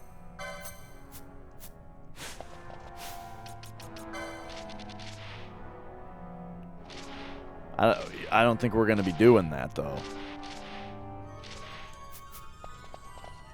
Oh, right. Remember, there was another thing I was going to check, which is, like, is there just a technique that I don't have that would, Bone Crusher. Oh, okay, yeah.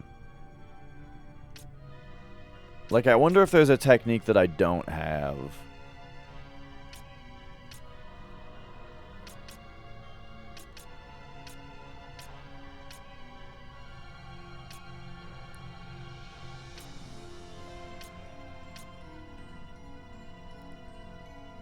Oh! This game does have charm in it. It's just a technique.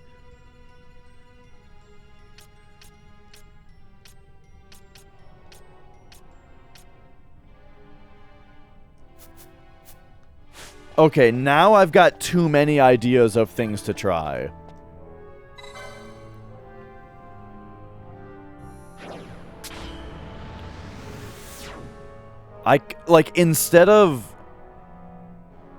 Instead of... What up, Senator Gorgeous? I mean, you already said something before, but I guess I didn't properly say hi to you. Hello. Okay, now I want to try getting them eaten by praying mantises. I want to just try fighting them in the order that I already wrote down, and I want to try charming them. I'm going to have charm be the lowest priority right now.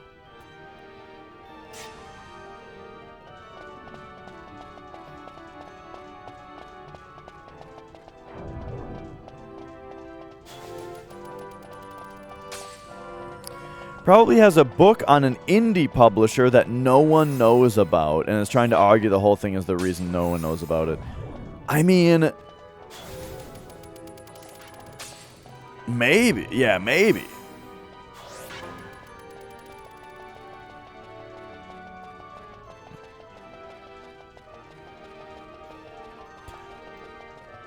The lawsuit might actually claim that he's sold a certain number of copies already. That would be something to look into.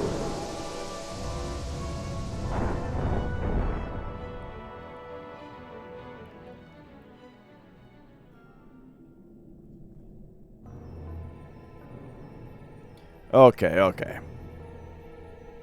Swing this camera on this way. Alright, so I am going to... So we saw a couple times that after I go to the other side and I take out 2 behemoths, and then I come down here and I take out 5 of them, when I go back up there, they are not there. There's no behemoths up there. But check this out. I'm going to see if I can... replicate some different results that I got a different day.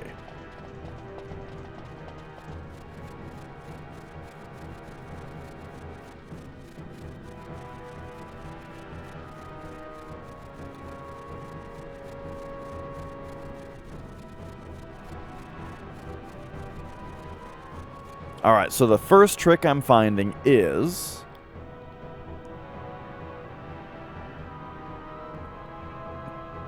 we come over here. And we take out these 2.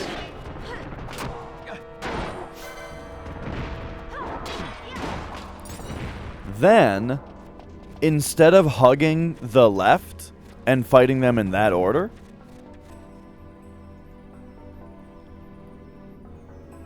we need to go straight for... I wouldn't, like... I'm glad you're excited. I wouldn't... like, plan on something being Game of the Year ahead of time. Just because that's... it sets you up for disappointment, you know? Also, no way it's going to be better than Elden Ring.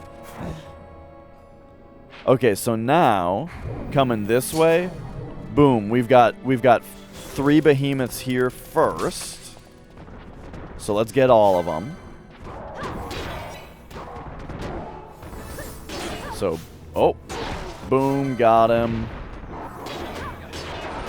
Got him. Got him. Ooh, that chain leveled me. Just like that. And now we come up here.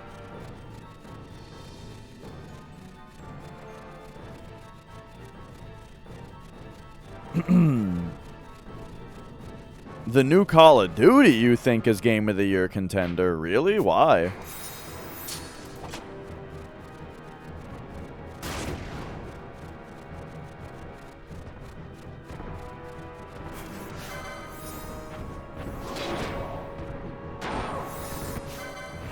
Alright, get that guy. Get that guy. Okay, so here's my suspicion. Here's what I think I've figured out so far. Is now, if I go back up here,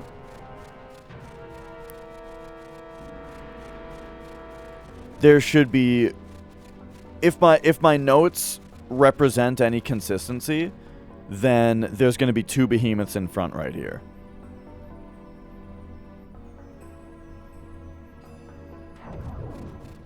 And there's not. So I don't know what I did to cause there to be 2 behemoths that spawn here one time. One time I did all the fighting like that, and then more of them spawned. But from what I can tell now, it's usually just these 7. There's 2 on this screen, 5 on the other, and that's just how they do.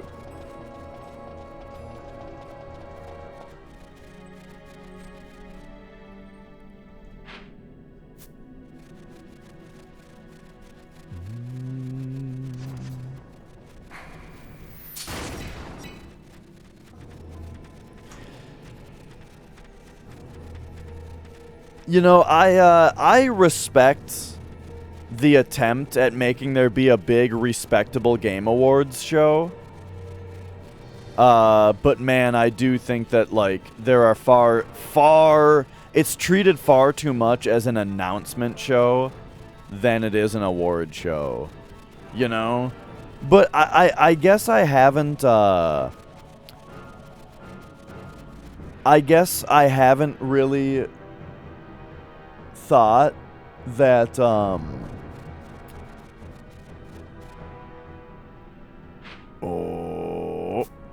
I guess I haven't really thought, or I've never watched the Oscars. I mean, but when you watch the Oscars, right, they don't just have they don't play a bunch of movie trailers, do they? It's an award show. It's not a movie trailer show, right?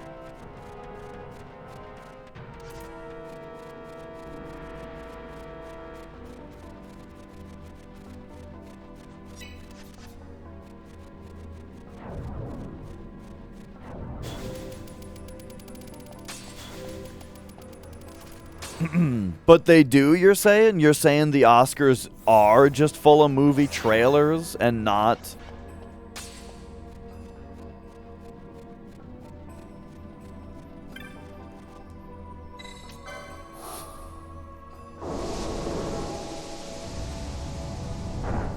You watch them every year, and there's a bunch of trailers for new movies. Now, are those now, hang on though, Lou. Are those trailers part of the show, or are those just the ad breaks?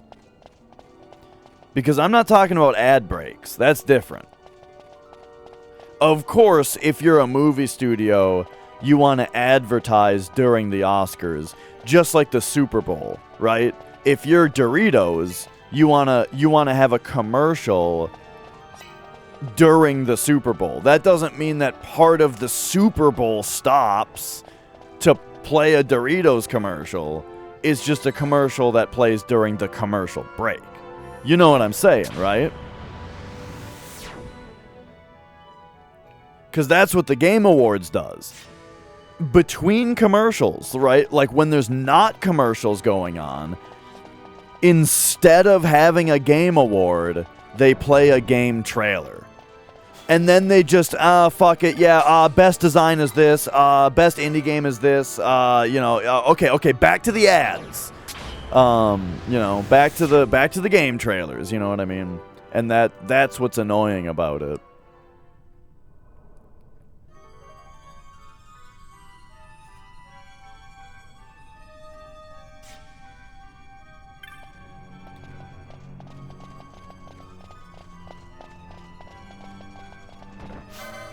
Okay, once again.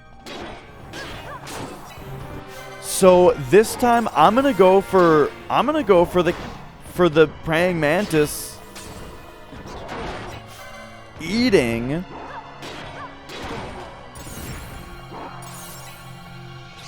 the behemoths.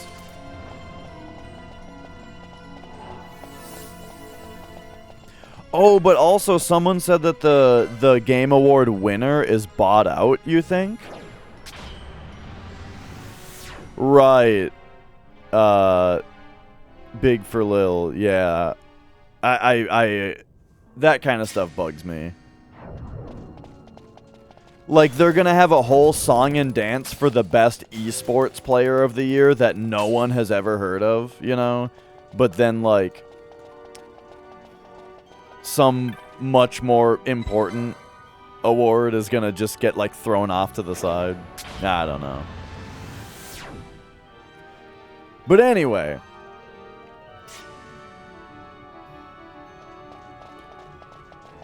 I don't think that the Game Awards seem like they're purchased. At least I haven't really necessarily suspected that in the past. Because and here's the deal. They bought a lot of goodwill from me when Sekiro won Game of the Year. Sekiro won Game of the Year. Now I know what you're thinking.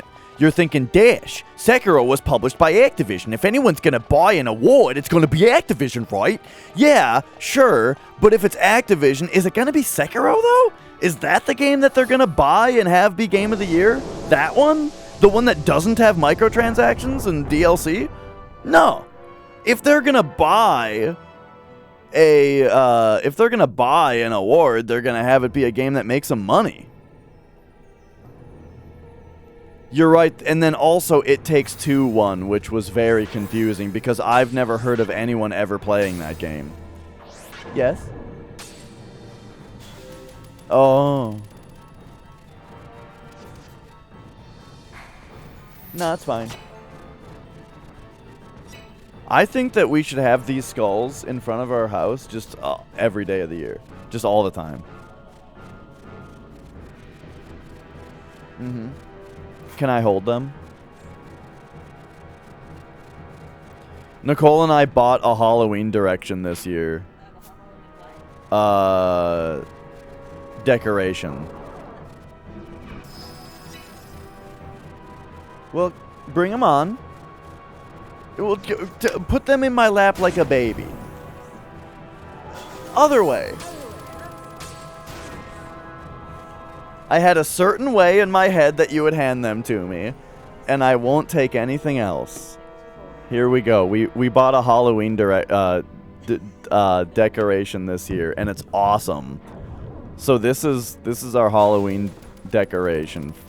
Okay, check this out. Praying Mantis, I've got a feast for you, buddy. Come over here. Yeah. Come over. Yeah, he's ready and cannibalize.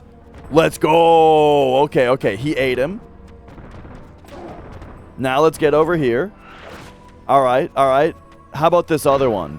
Big, delicious behemoth steak.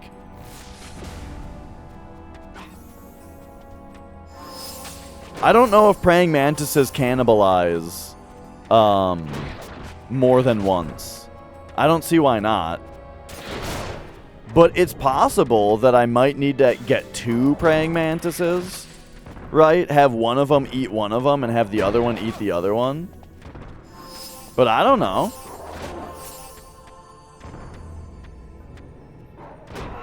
Yeah, this mantis doesn't really look like it's gonna...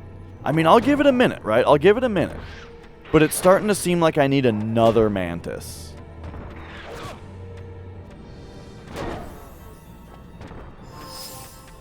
Okay, I think I need another mantis. Wait. What's he doing? He jostled. Wait, what is he doing? Oh, he's attacking Balthier. Okay, hang on. Okay, we're gonna get rid of this mantis. And then check this out. Another mantis. Okay, you. Come here. Praying Mantis C, let's go. Cannibalize. Eat this motherfucker. Oh, no. Okay. Well, this sucks because now if this is the correct thing to do, I just didn't do it. Because it turns out that each praying mantis only eats one behemoth. But maybe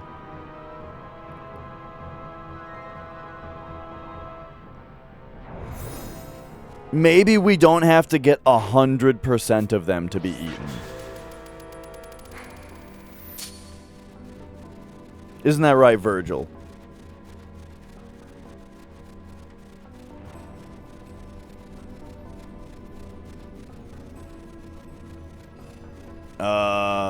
Okay. Alright, here we go. Check this out. Look at this. Praying Mantis. Dude, this is what you do. There's Praying Mantises by all of the behemoths. Check this out. Praying Mantis. Eat them up. Eat them up, boys.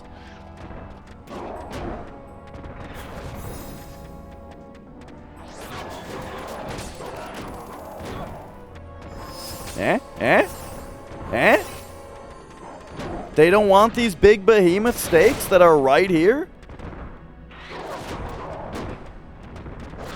Come on.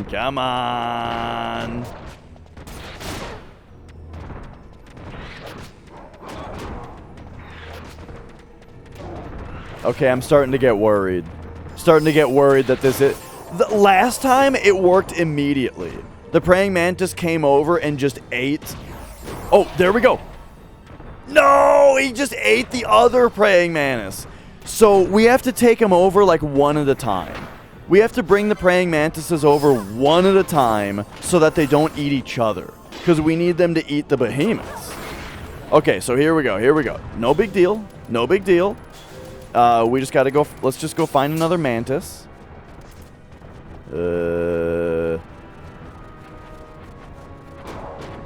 These guys are chasing us now. That's fine.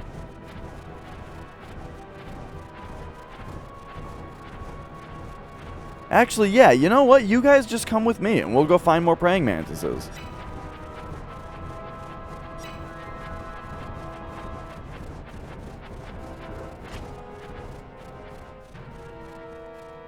So how you doing? Leave me with my children.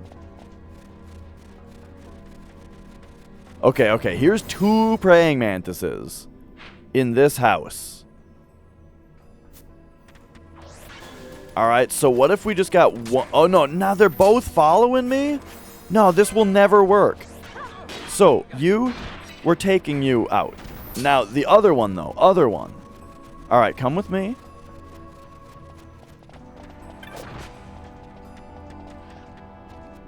No, get out of here. I'm on to the right thing here. Here's the deal. You guys know I'm right about this. Follow me, let's go. Okay, they're just on too tight of a leash. So that means that we need to definitely get them to, like, we need to get the correct ones. You know what I mean?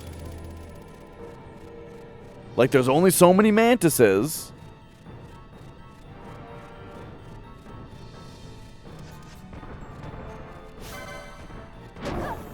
Oh, wait. Let me try something real quick. We're going to go Gambits. Get these out of here. And then... Can we charm these guys?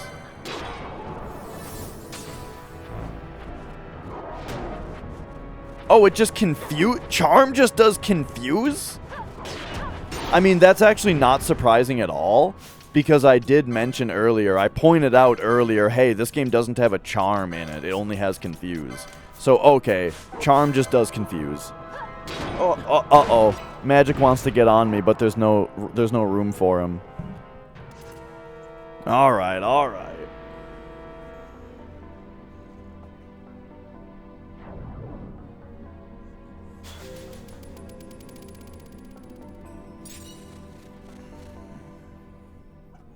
Hey, buddy.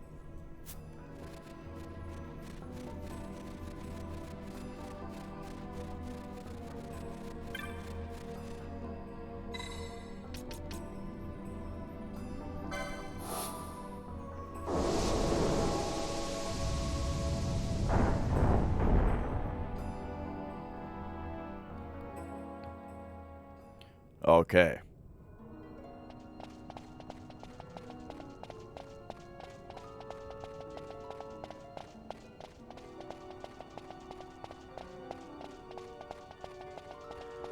So real quick, to make sure everything respawns back there, we unfortunately have just a little bit of a run to make here. Do you like to pretend that we're ice skating on this? Like it's ice? Like a line of ice that we're shooting down, you know? Have you guys... can you guys ice skate? Because I have never even tried. I have never worn a pair of ice skates on ice before. I've never done it. Even though I'm Minnesotan. And I could get a pair of ice skates, and I could take them out onto the lake. Like, we live on a lake, you know, that freezes in the winter. Could put on a pair of ice skates and just go skate around the lake. But I've never done it.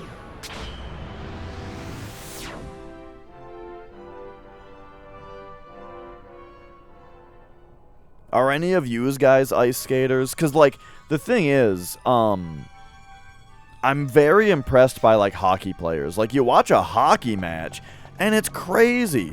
Like, it's one of those sports where it's, like, the very basic movement of the sport is ice skating, which is impressive already. And then they're also, like, juggling a puck with a stick, and they're slamming into each other and stuff. It's crazy. Hockey is nuts.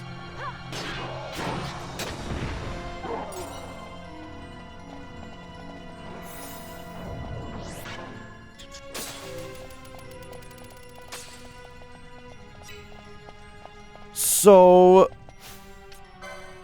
they drop steaks, and steaks are something that you can eat.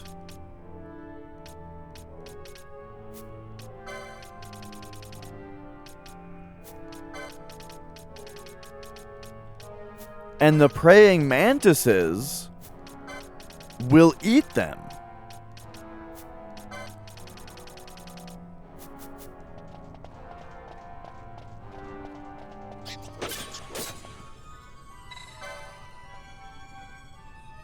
What did you miss? I found out that praying mantises will eat behemoths. And so I'm trying to get each of the behemoths to get eaten by a praying mantis.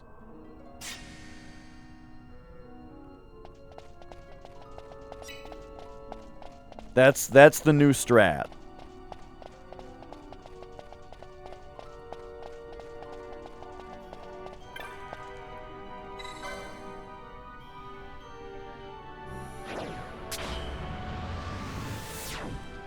And, like, there's sort of a clue. I don't know. Maybe I'm looking too far into it backwards. But, like, the fact that they drop behemoth steaks and the description of the behemoth steak is about, like, how you eat it. The game definitely wants to be drawing a connection between behemoths and being eaten. You know what I'm saying? Yeah, behemoths. They drop an item called a behemoth steak, which says it's a chewy, invigorating cut of steak, T-bone and all. Best eaten by holding the bone with 2 hands and gnawing at the meat with great primitive enthusiasm. You know? So, like, this game wants you to know that behemoths are edible. Now, I don't know of any way that I could eat a behemoth, but the mantises in the area do.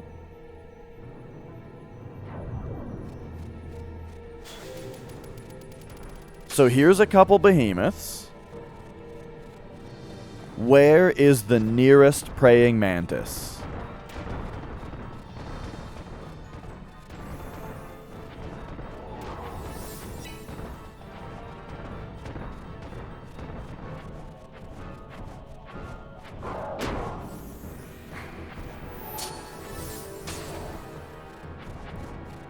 Okay, there aren't really any around here. I'm also starting to wonder if this guy has a eat guys move. And we gotta get... Oh, shit, he's following me. Like, I almost wonder if we need to get him to eat him.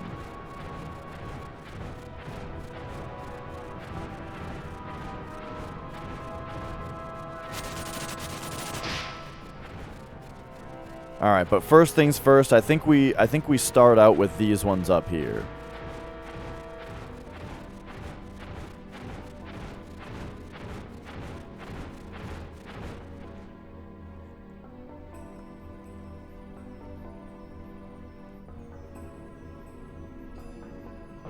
Okay. So here we go. Best thing is 1 mantis at a time. Here's 1 mantis. Bring him over. Bon appetit, buddy. Let's go.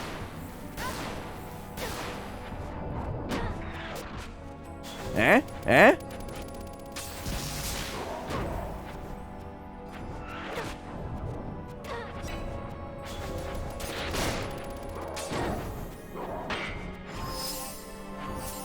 Just these two? Just these two for now.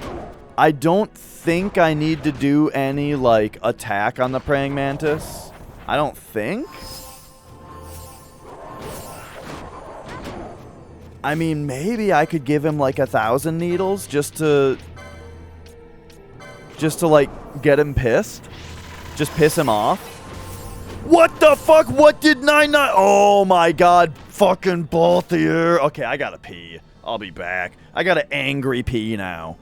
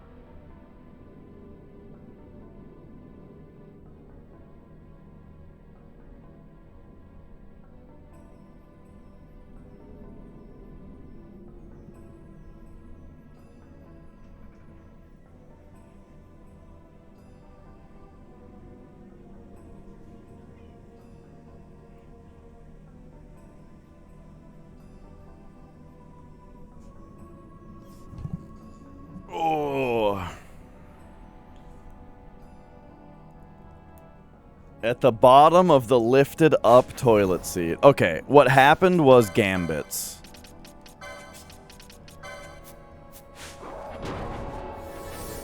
Alright, find me one more mantis.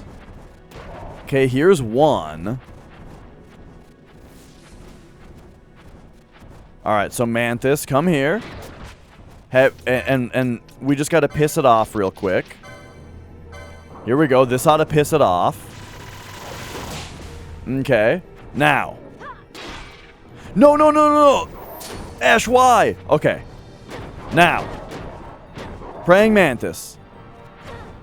Do the thing that you do, which is eat a man.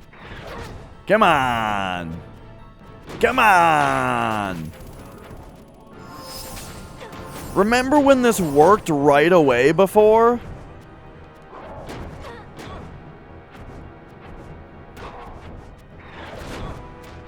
This is starting to make this seem a little bit less plausible.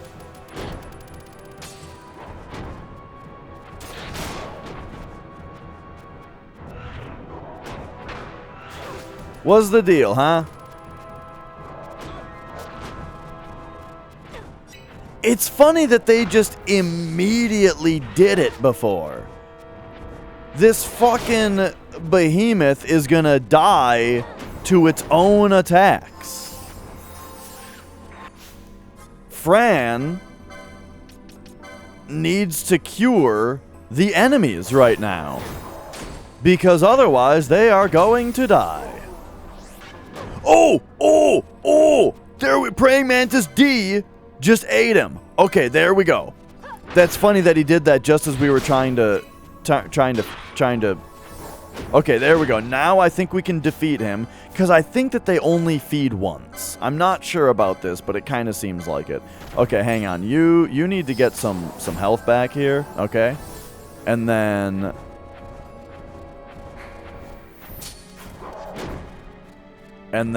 we gotta find another. How about you? You look like a spry young praying mantis. Let's go.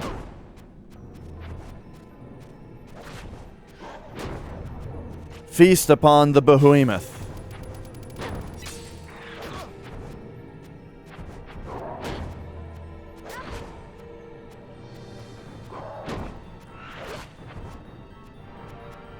It's also possible that in general we're just supposed to be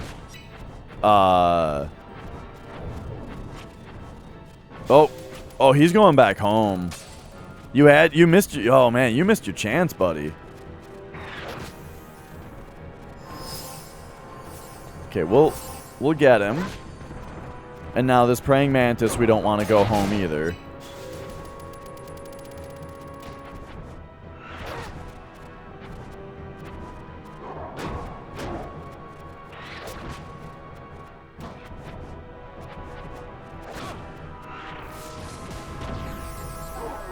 Yeah! Okay, there we go.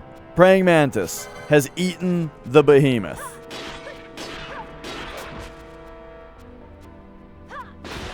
Got him. Okay. So we got those ones done. Oh, there was another one right there. Another praying mantis.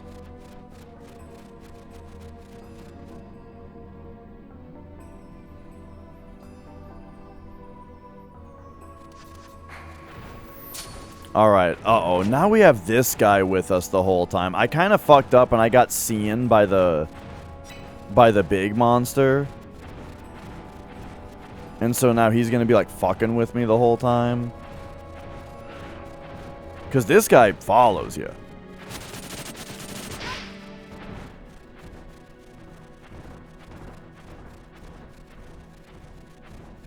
Oh, hang on.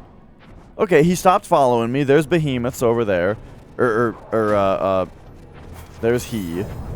Okay. So now use twos. We gotta go find some praying mantises. I think they might be up here. Okay, here's one. All right, just give me one. Here we go. Praying Mantis A. All right. Bring me downtown. All right, let's go. Let's go. Looks like we're also going to need to cure these guys.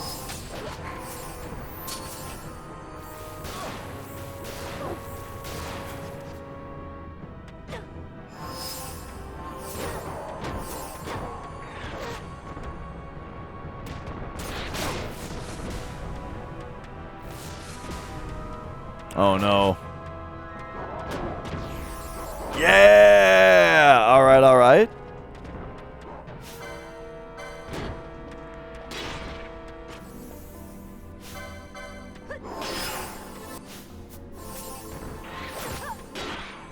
And then, yeah, so it says that they grow stronger when they feed on them, which is part of why I think that they only feed on one. And then they won't do the move again, because, like, they only power up once, you know what I mean? Okay, I see a mantis over here. We just gotta hope that this guy doesn't get leashed. And here's this mantis. So, okay, get him. There we go. You two meet and do whatever the hell it is you want to do together.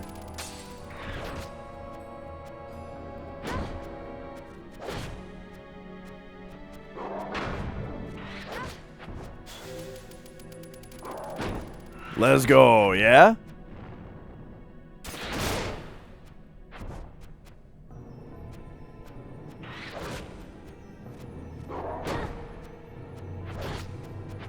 Oh, oh, oh, no, no, no, no, no, no, he's leashing back. Oh, oh, God. He's leashing past this guy now. Oh, hey, here's a mantis. All right, let's go. All right, Praying Mantis F, come get him.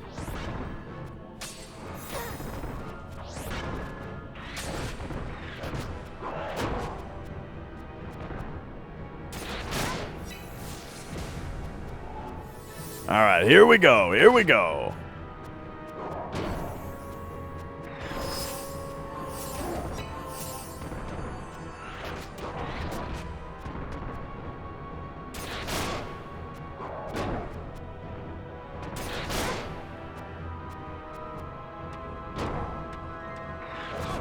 Eh?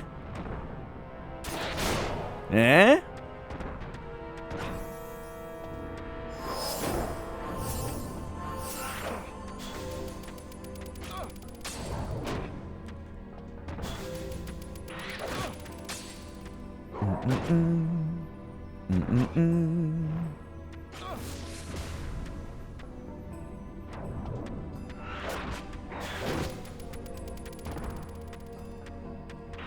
I do wish there was something I could do. Oh, there it is. Got him.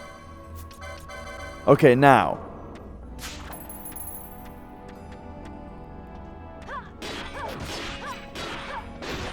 Nice combo.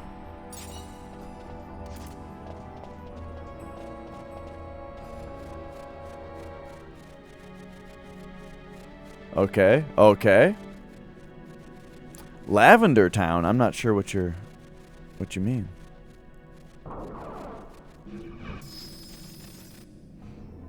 Okay, so those were the guys in there. Now,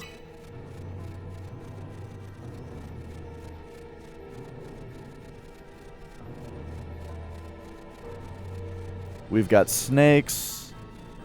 Okay, here's behemoths. Okay, where's our mantises? See, these ones just have snakes around them. It seems like the tough sell is getting the mantises to these behemoths.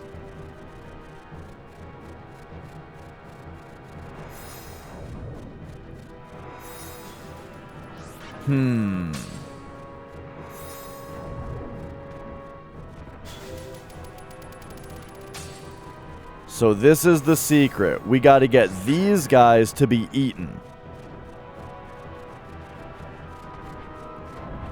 But who is going to eat them?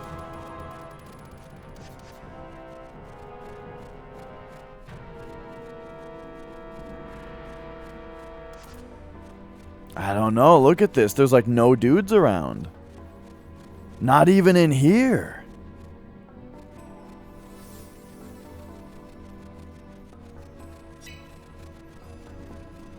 Again, one possibility is that the Giruvegan dinosaur also has a cannibalize move and will also eat behemoths.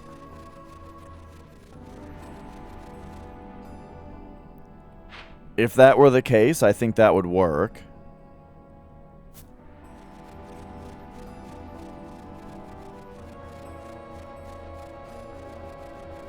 And it would kind of make sense if he ate one of them and then you killed him and then you reloaded the area. If that did the thing, if that did it. Look at this though. There's just snakes around now.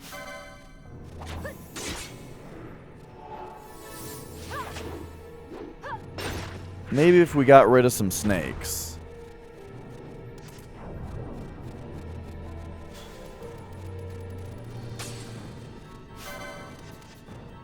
Because, like, here's a mantis, but there's no way that these mantises are going to follow us all the way. But, like, here, let's kind of try it. Oh, don't give me two, though. We don't want them to eat each other. Okay, they're walking away from each other. So get this one now. Alright, here we go. So we need to bring this guy, like, all the way south.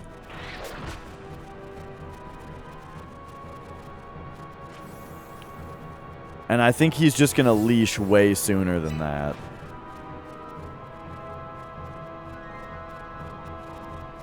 Yeah. Behemoths might come out further, though.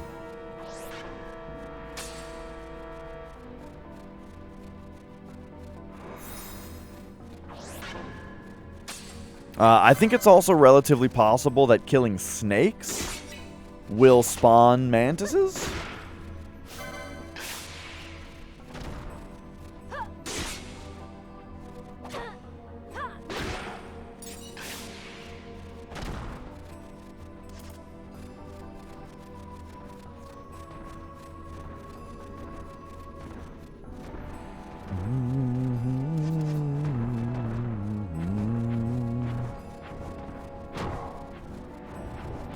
Also, there's something I want to check here, which is like inventory, loot. There's not a way to just like...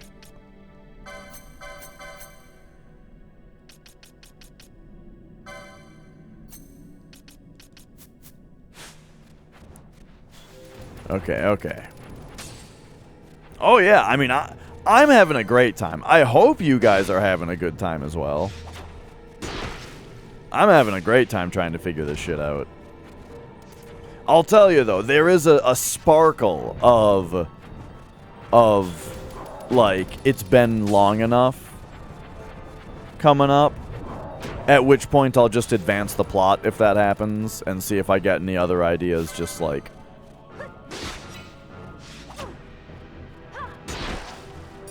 from the rest of the main game, you know?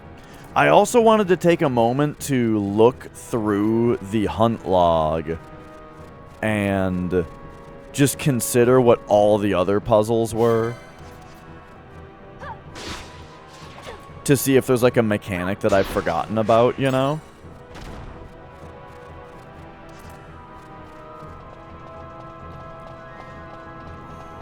Okay, I feel like the puzzle here is that the praying mantis, like we figured out what to do, and now the further puzzle is that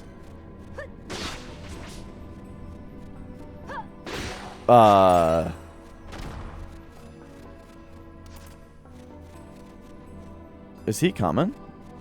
The further puzzle is that I need to figure out which praying mantises eat which behemoths.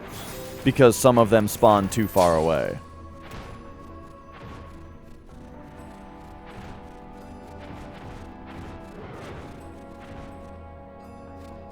Hello?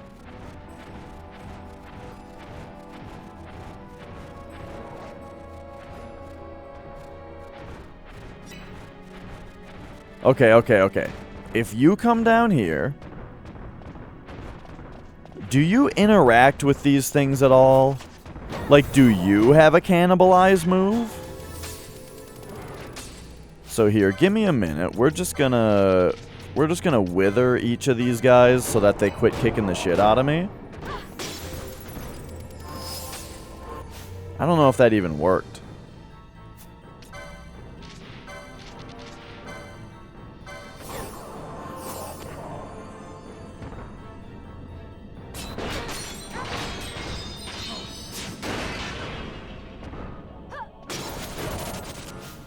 Okay, it did.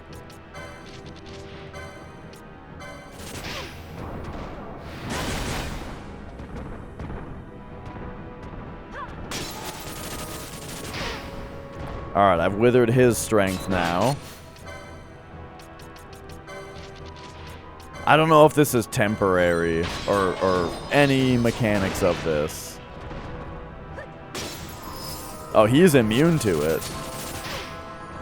Oh, what the fuck?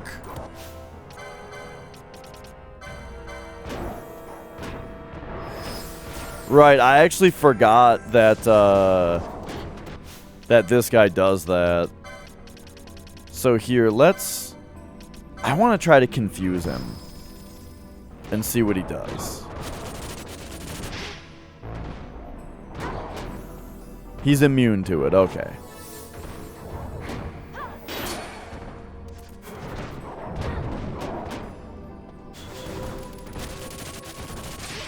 Wait a second. What was this down here? Okay. So I don't think that this guy does a move that eats the other guys. But I think it's something we have to check out. We have to see. Because with the mantises, it just took a minute for them to actually do it.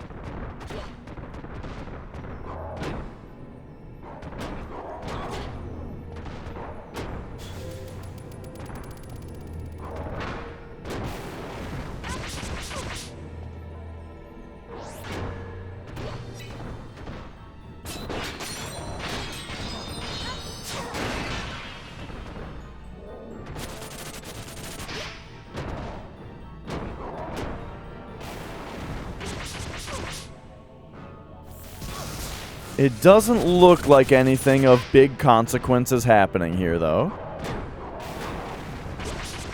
Man, look at these, like, models and stuff. Look how freaking good this game looks. If you pause it, like, look at this. This big, cool-looking dude. Oh, man.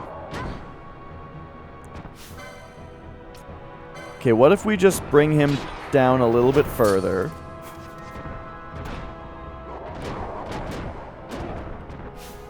Is this guy, is he too good to get Phoenix downed?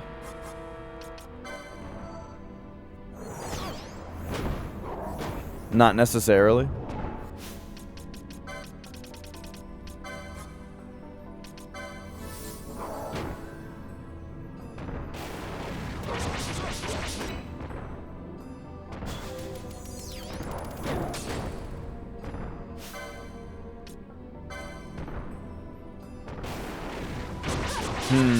Okay.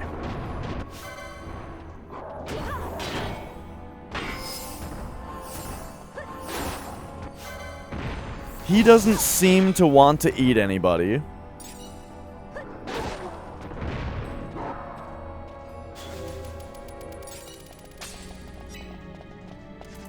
Is this the gate? Okay.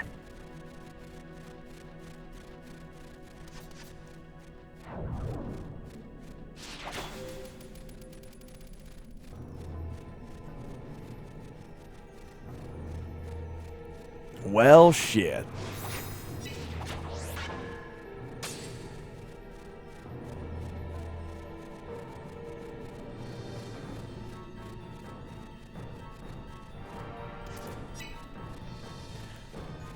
one of my fears is that even if I spawn him correctly, I won't see him. You know? Like, who's to say that he'll just appear, you know, that when this thing appears, it's gonna appear, like, in my path.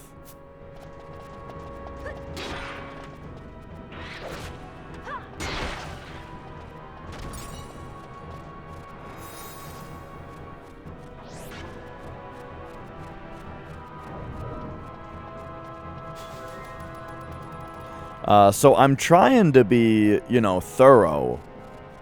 Every time I run through here, I'm trying to be thorough with where I search.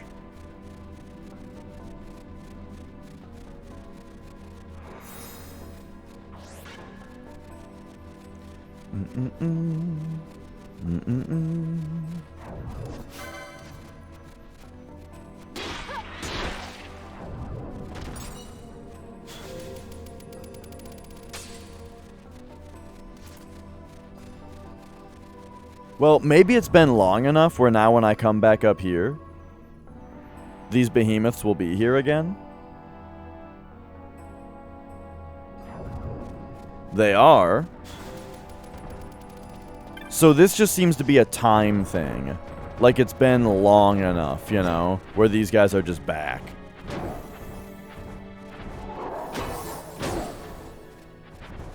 So here, give me one mantis. Hello. No, there's two mantises. Oh, fuck.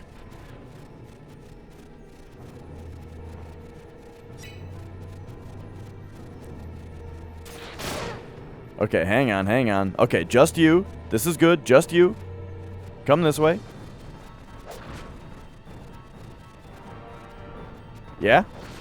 Yeah? Come this way.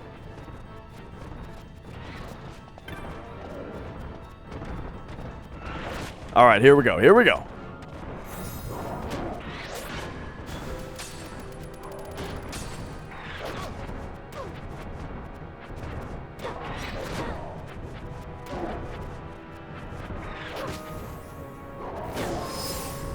There we go. Boom. All right, we got it. So this mantis just ate one of the behemoths. And we got him. Okay, okay. Now, get this one. Okay. You come over here. Meet this guy.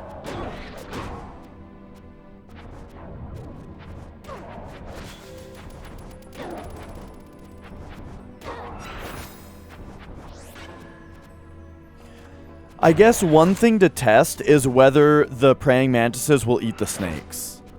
Because I feel like it's a special thing that they eat the behemoths, you know?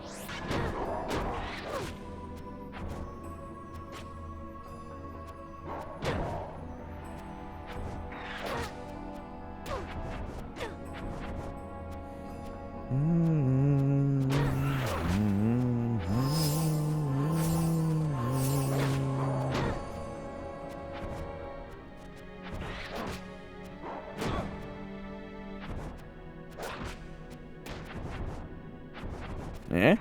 Eh?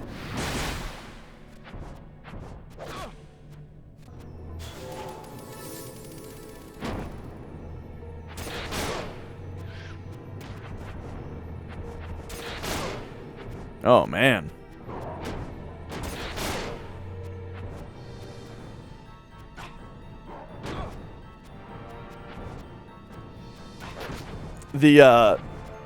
It's funny how the behemoths hurt themselves when they attack us. Or I wonder if that's specifically behemoths or if we just have that as equipment or something. I mean, maybe that's like the dragon male doing that or something. Or Ash's armor? No, I don't think it's that.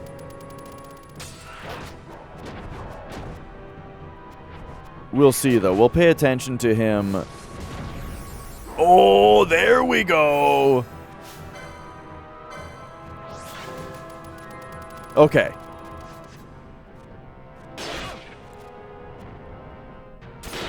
It's also possible that I'm not correct, that a praying mantis will only eat one behemoth, and then it'll be done.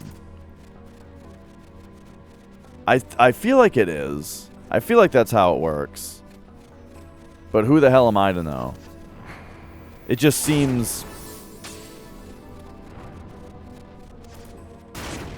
intuitive that way. That, like, they grow stronger, and then, okay, now they're the stronger version.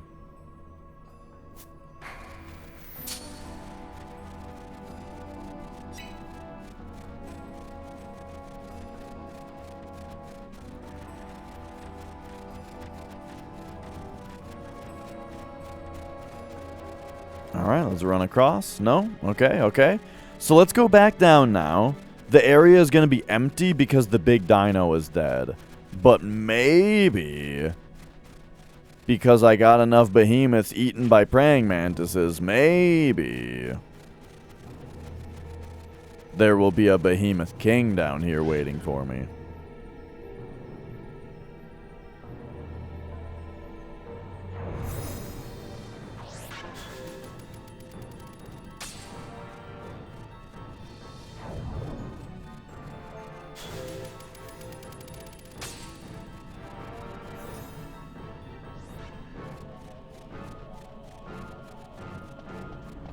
Oh, no.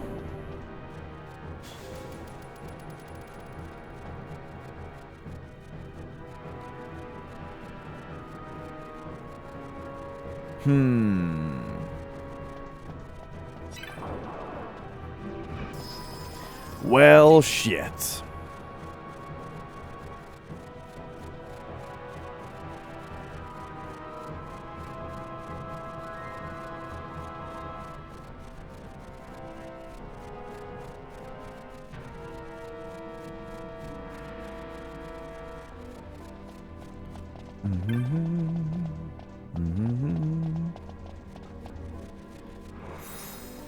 Whoa.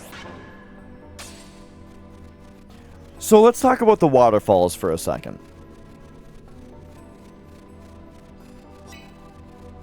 Could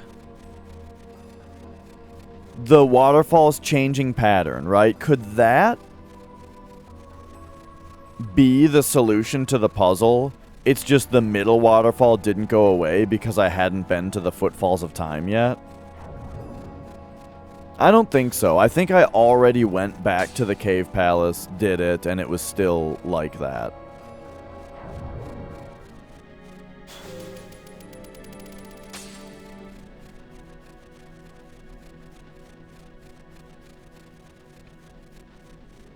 Well, shoot.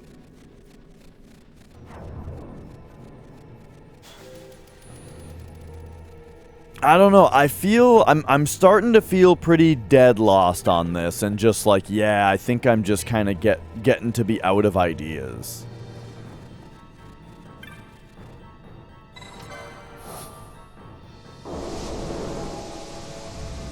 I kind of feel like the mantis thing is the closest thing I've found to being correct, and I just need to like solve the puzzle of getting them all eaten. All 7 of them. Or all 5 of them in the one room. But the problem is that like the mantises leash back to their starting spot too soon.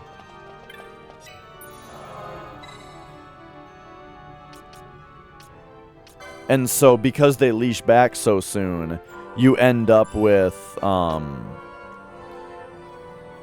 end up with, like, 3 behemoths that can't be eaten. What makes me think the mantis thing is close? Just because it's the only time in the game I've ever seen a mantis eat another enemy that's not a mantis. Which makes sense, because the move is called Cannibalize.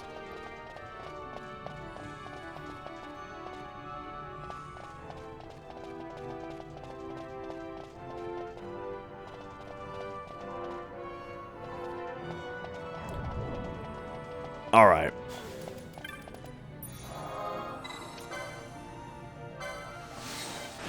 we gotta... The other thing I'm thinking is that there's gotta be an NPC in the game that has a hint. There's gotta be another NPC we can talk to that has some kind of clue. Because the clues that we've gotten so far have just been so cryptic.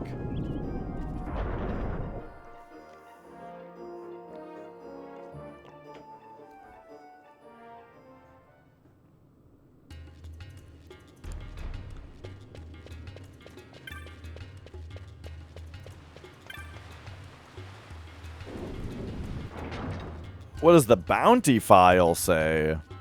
I mean, yeah, we're gonna look at all that stuff right now. So, clan primer. This doesn't really say anything. This is... He wants you to discover what truth lies behind the legend of the Behemoth King, said to live on a snowy plain deep within a forest. Okay?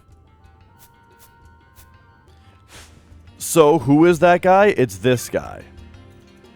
The legend of the Behemoth King holds that it was sent to watch over its lesser brothers.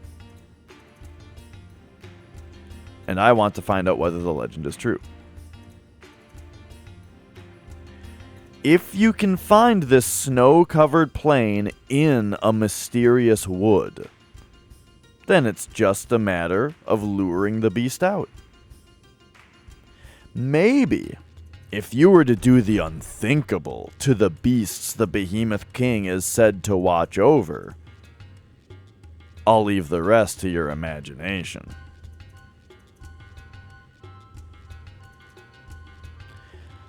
So let's take another step back and consider that I'm not even in the right area and that it's a huge red herring.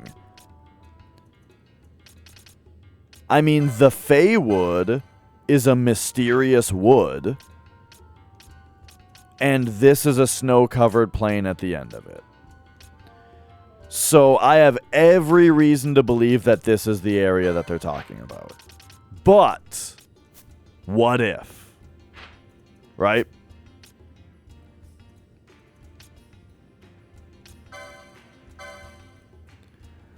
Like, what if the snow-covered plain is actually the Paramina Rift? The Feywood is right here, and beyond the Feywood is actually this place. However, I mean, it would be up to whether there are, like, behemoths here. You know what I mean? I think that I'm in the right place. But I've done so much to it that I'm I've done so many different things. Basically, Scorf, I've done so many things already that, like, I'm tired of trying to think of more things that I might have to do. I really, really, really think that I'm in the right place. This is the thing that I'm the least... This is the thing that I'm questioning the least, really, is that we're in the right place. Until now. So I feel like maybe it's worth looking at the part of the rift that connects to the Feywood, which is this spot. The thing is, we just had a different quest already. You know, we just had a different quest already that had me go from the Feywood in the Paramina Rift from here. Like, that was just the puzzle of another quest. So...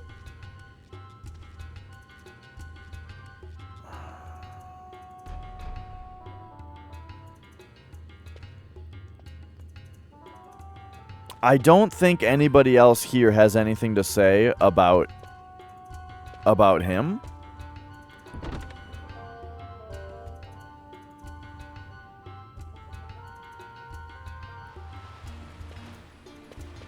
I've already talked to everybody that's like in the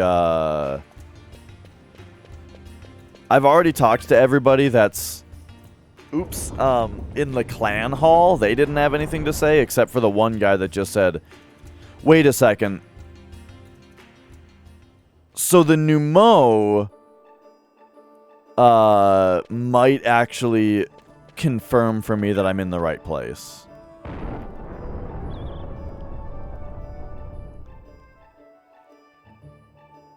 But I think he says something that's just as vague. It's almost like the game is intentionally trying to lead me to the wrong area. You know what I mean? It's like the game really wants me to think that I'm in the right place.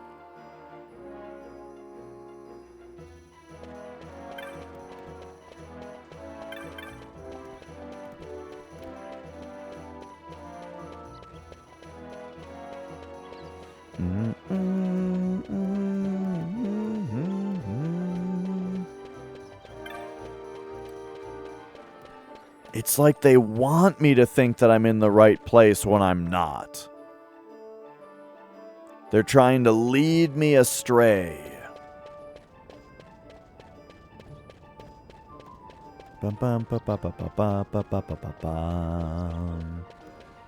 Unthinkable even, too, like.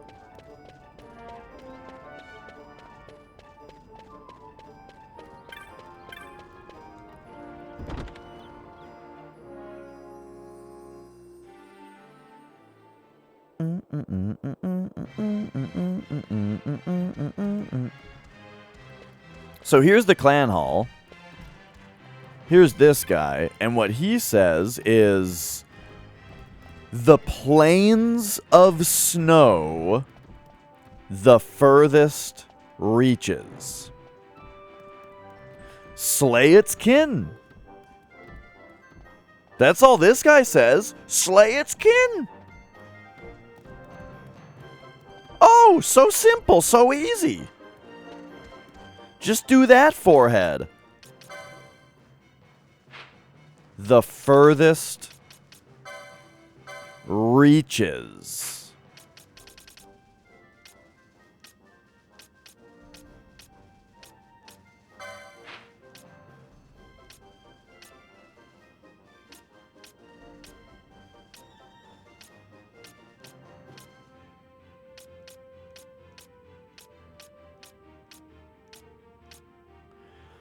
So none of these say any wording that's like the reaches, the reach, or anything.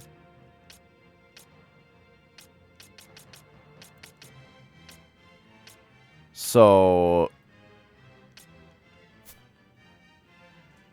I don't think that that's that you know, big of a hint.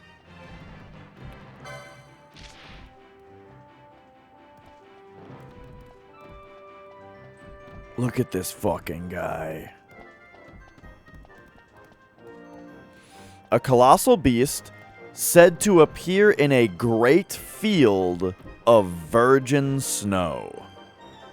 Virgin snow.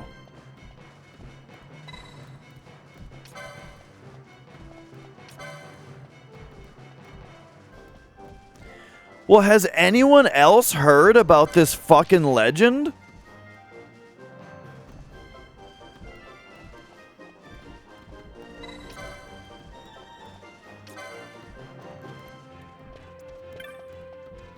Colossal beast.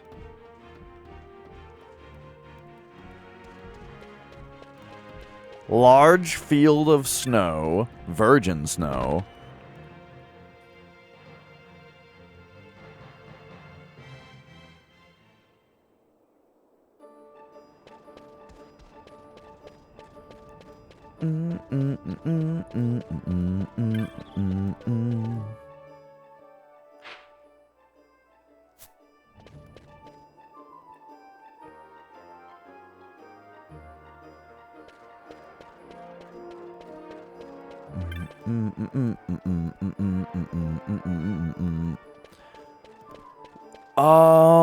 How about you? Do you know anything?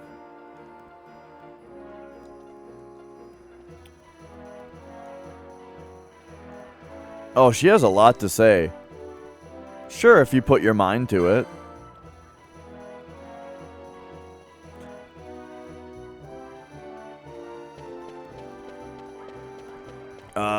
Okay. Oh, I forgot about this guy. Bring me to the West Gate? Is that? No, your South Gate. What up, Gags?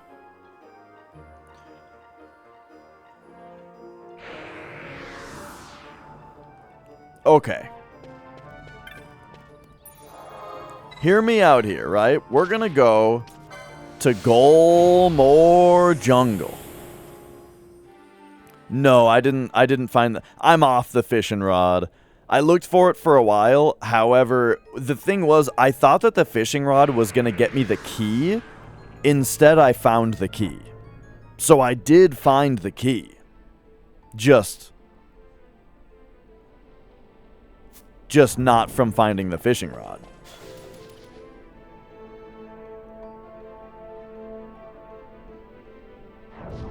So I'm okay with that now, you know.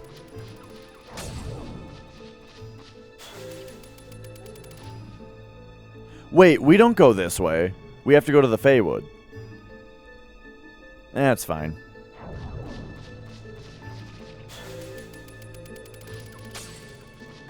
Not yet on the Behemoth. I'm just checking real quick. I need to do a quick... All y'all motherfuckers are going down. I just need to check if we're in the right place. I think we're in the right place. But I feel compelled to make sure.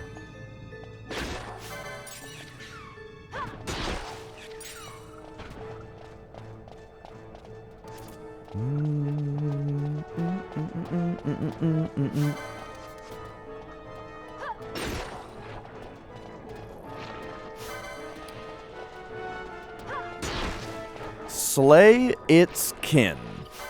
I mean, it's the Behemoth King. And there are behemoths. What else could they mean?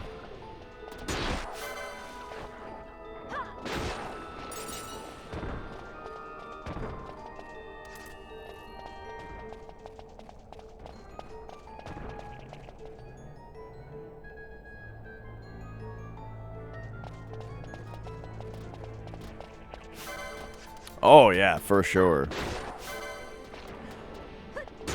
I am just kind of I'm running out of ideas of things that could possibly trigger things. Which this is becoming exactly the kind of situation where in the past I've looked stuff up and then regretted it. Because it turns out that there's just one angle that I never thought of, you know? Like perhaps there's a certain... Just a certain, like, way of triggering something that I've seen before in the game and just haven't considered to try again, you know what I mean?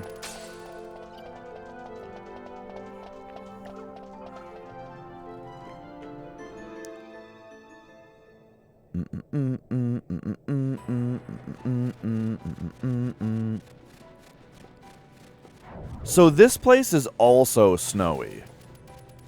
Now, I think that we were already in the correct place. Once again, I can't stress enough, I think that we were already in the correct place. And that this is not the virgin snow that they're talking about. However...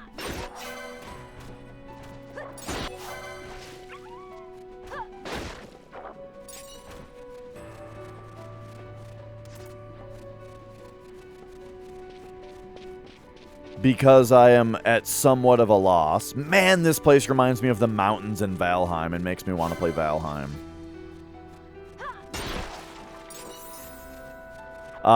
Because I'm at such a loss here, I think we need to take a look from this angle.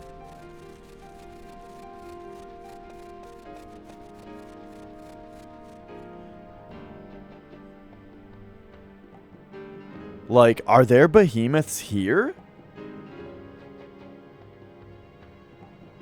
Or, you know, lesser beasts of the behemoth kings?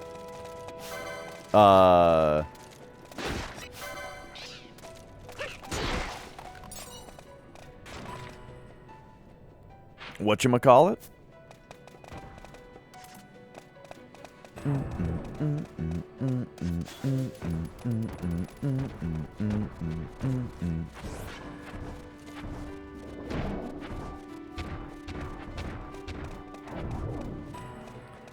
Yeah, it doesn't really look like it here.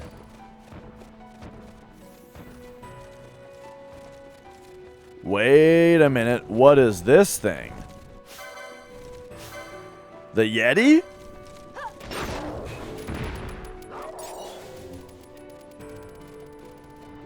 That's kind of similar to a behemoth.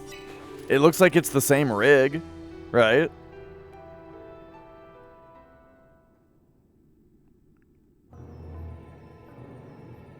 Alright, so what if? Here we are in the Feywood.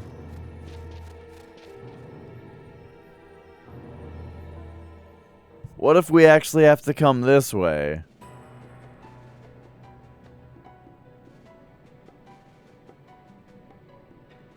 Oh, the blizzard system is gone now that we're not on that other quest. What theory count is this now? Like 400.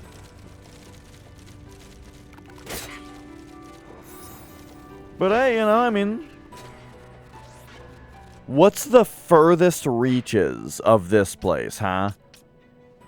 Down here, Silverflow's End. Again, though, we've already... Like, none of these areas sound like they are a field of virgin snow at the furthest reaches, you know? But Icefield?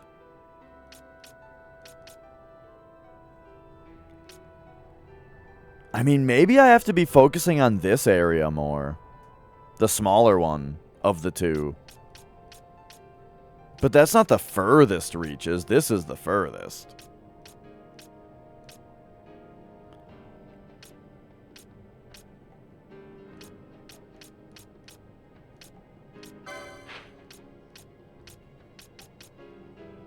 You know, I don't have a map for this area, I just realized.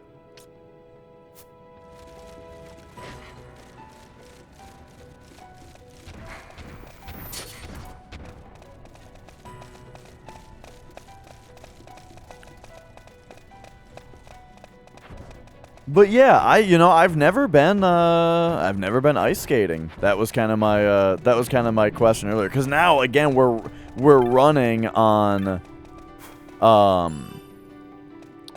yeah, you want virgin snow. Cause like, if you were going to do some ice skating, some sledding, some snowboarding,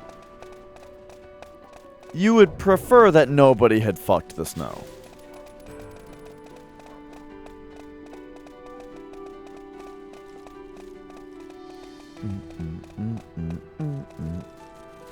I mean, look at this place.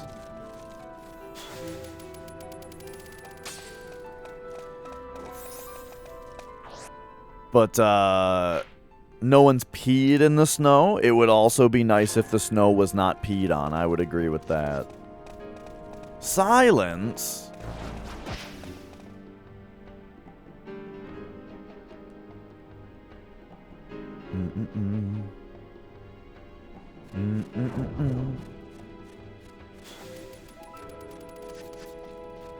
Look at this. It's like nighttime out here. We gotta find where all the Yetis are at.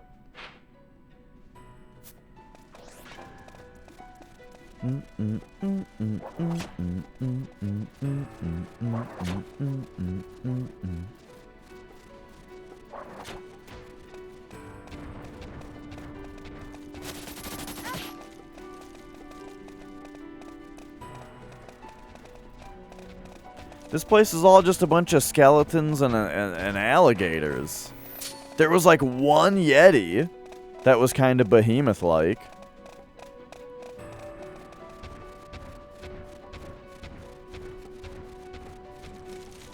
Look at these guys.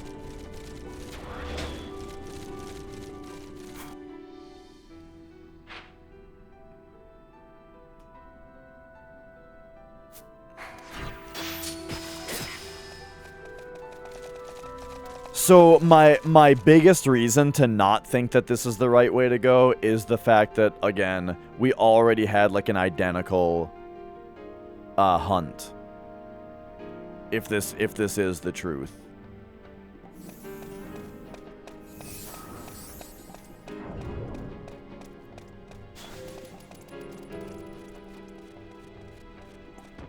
So that's that guy. I mean, there's a Yeti here. Oh, hi, Mia. Look at this guy. He looks like a behemoth, kinda.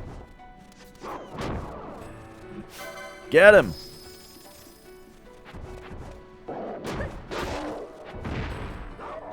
Hi, yeah, hi, Mia. What's up? Aww.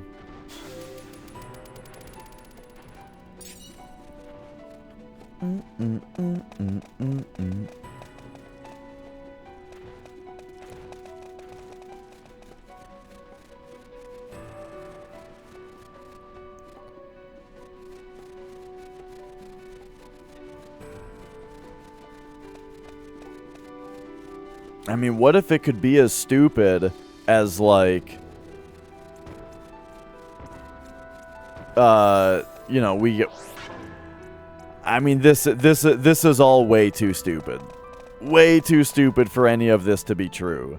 But, like, you know, if there's one Yeti in each area or something, right? And we have to take all of them out or something. But again, it would be so silly for that to be the solution when there's the Behemoth King, and then there's behemoths, and they're in a snowy area. So I don't think so. I just wanted to make sure that there wasn't something super obvious happening over in one of these areas. But it doesn't look like it.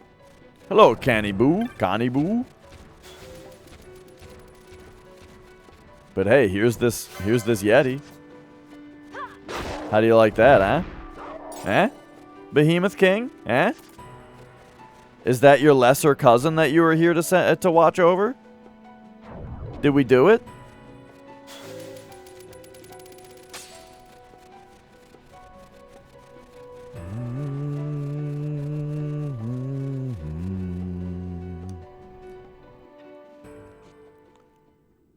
Mia, cutie pie.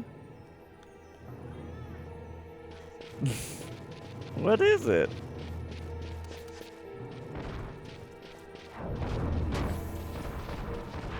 Oh. Oh, she is restless. Yes, yes. You're in a meowy mood.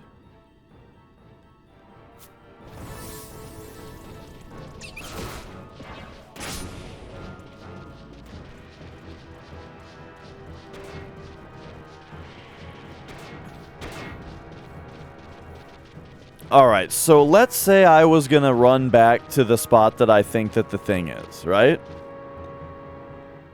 Let's say I was to go back there right now. What's the plan? What do I do?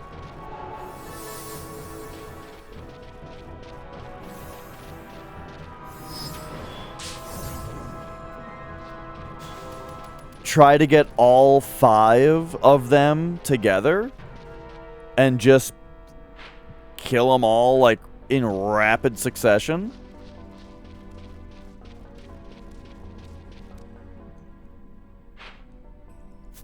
Something like that, perhaps. Oh, nice job, Mia. You knocked the mouse off it. Mia! Mia! Mia! Hey!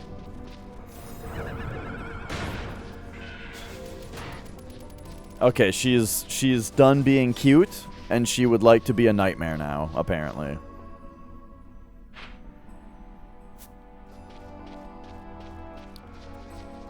Mia. Mia.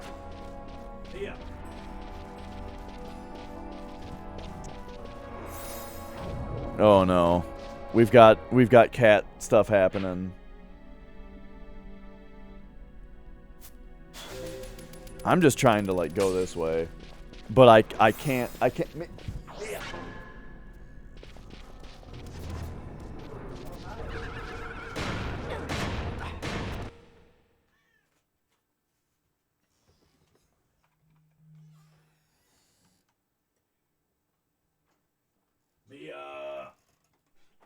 No, oh God.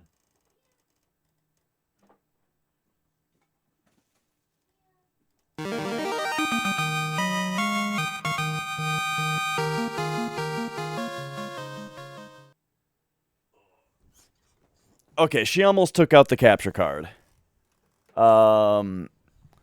Okay. Paige? I forget if that's what it's acceptable to call you. I can't remember. What did I do to piss her off? Oh, I think basically she wants to have wet food served to her every hour of every day. Is like basically what she's like. She's trying to get up to that, you know.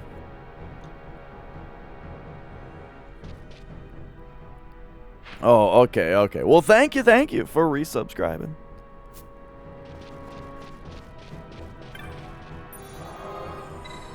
So what's my plan? I think I just have to round up all 5 of them, blast them all down at once, and if that doesn't work, I'm gonna have to think about it some more.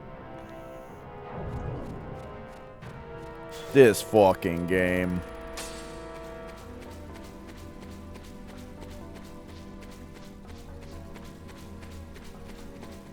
There have been lots of hunts that want us to not fight other creatures.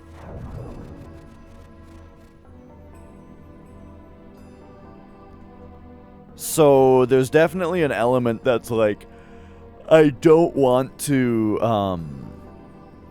you know, I don't want to fight anything that I don't think is part of the hunt. Because I'm worried that will interrupt it, you know. Because there were a few hunts that wanted me not to kill anything.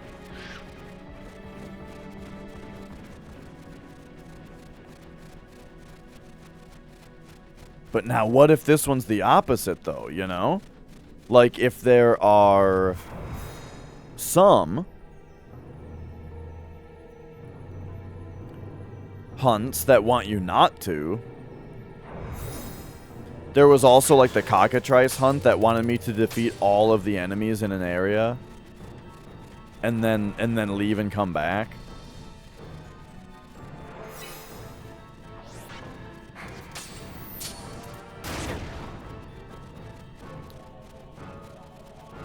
All right, so what we're going to do here's the plan, all right? Here's the plan. This is kind of back to basics. We're kind of going back to basics here. I'm going to come over here, and there's 2 behemoths. I'm going to round both of them up.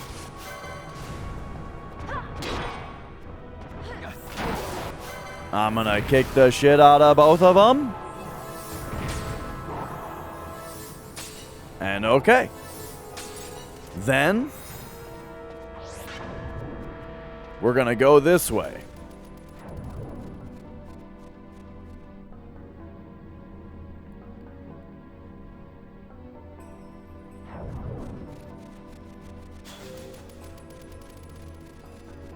Okay. And when we go this way,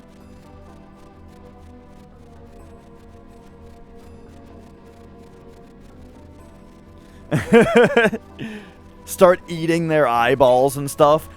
Is this fine? Is this good? Is this unthinkable enough for you?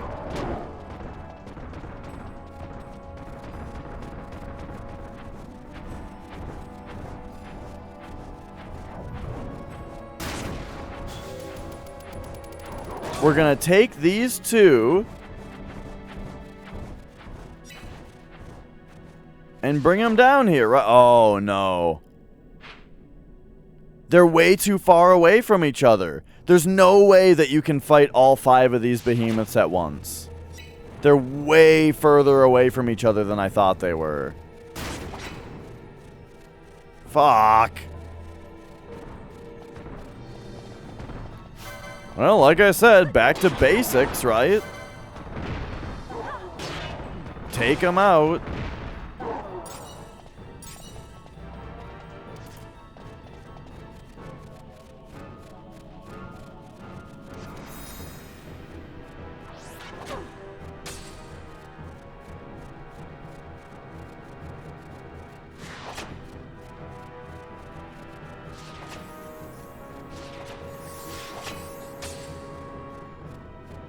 Because, yeah, these ones are all the way over here. But there's 3 of them. So give me you, give me you, give me you.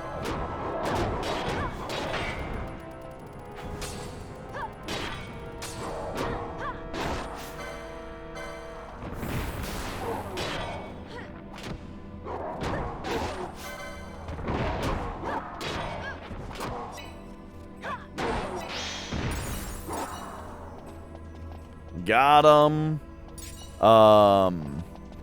Enjoyed the FF7 race. Yeah, races are something that I think is sort of just becoming more popular in general lately. We had a big no slots race a few weeks before the no major skips race. And then there was the no major skips race. So yeah, definitely. It's something that wow! You know, I did not expect that to just kill 2 people. I wanted to see what it would do.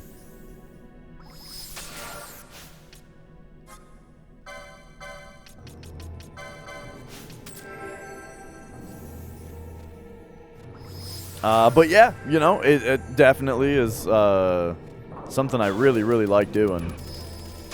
So I'm hoping that we can do another regular no slots one kind of soon at some point.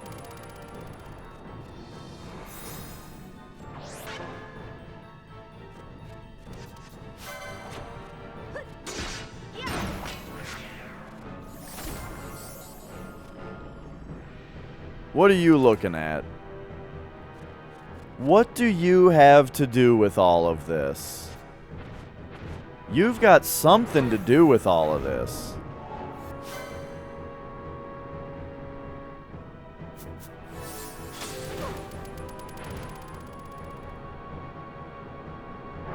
What could it be?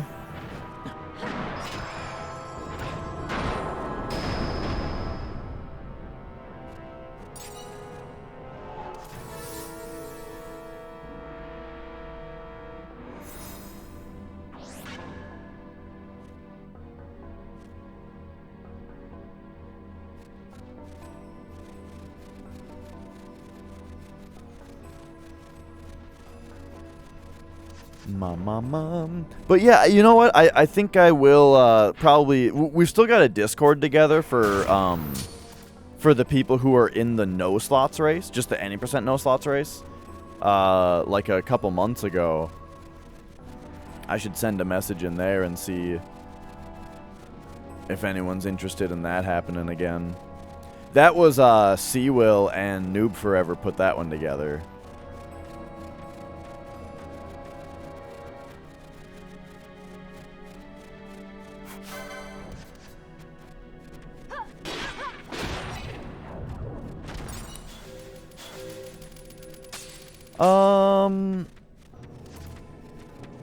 Well, shit, it's getting to be 7 o'clock. And now, so I'm starting to get worried. Because this marks the 2nd time in a row, the 2nd day in a row, where I've just sat down, played Final Fantasy XII, and made 0 actual progress. Because I never found anything, you know what I mean? And I don't like that. I don't like having 2 days in a row where we just get nothing done.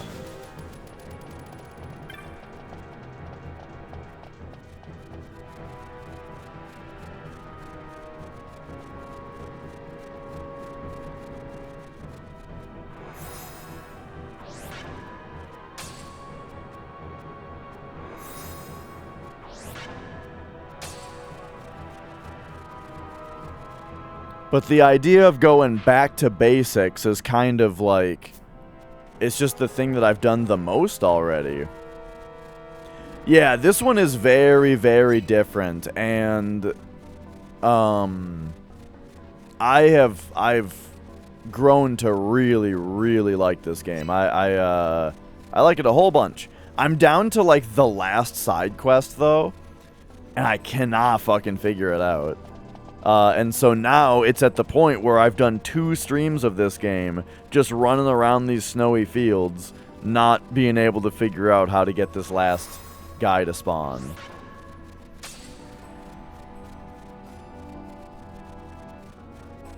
And it's, of course, one of those things where it's like, am I thinking too hard about it? Or is it super weird and fucky?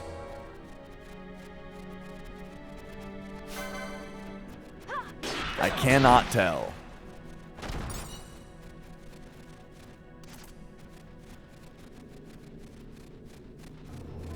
But I think once again, I just have to... I gotta have a long think about this. Play more Tomb Raider 2. Keep thinking about this. And there's one other puzzle in the game that I haven't figured out either. But, yeah, I'm getting to the point now where I think I just need to advance the plot. You know? We just need to... I feel like I just need to go do the main quest. See if I get any ideas from it, you know? What if there's like a secret area that I haven't been to? You know? Like, could it be possible that this isn't the right area and that there's a hidden area?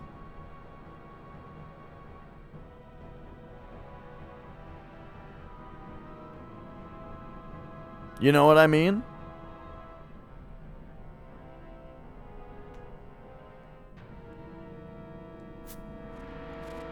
Like, these things are very odd. And there's this tree. What's the deal with the tree?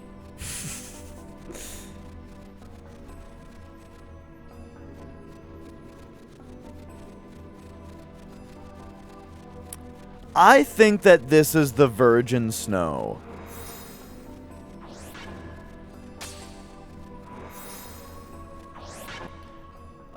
I definitely think that a field of virgin snow, I definitely think that it's this place. Now,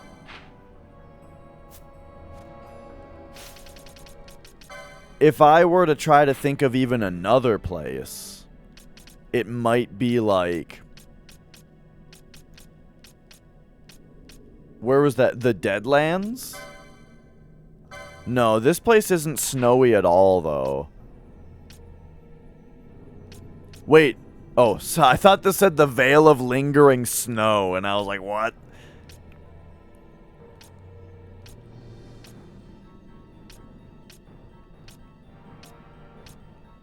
Yeah, it's not this place. Oh, but wait a second, though. The Celica Wood? What if the Celica Wood is the place we're supposed to go, and not the Fey Wood?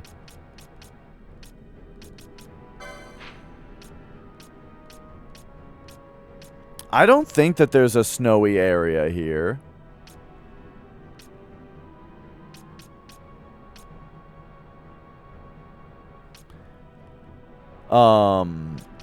I think that this is all more swampy, that area. It also makes sense that it would be in this place, I feel like, just because this place is more, like, late in the... Well...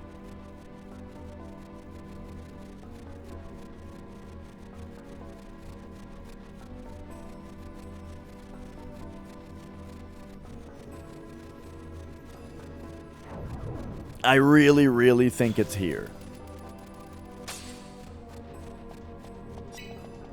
Oh yeah, all the monsters are gone now because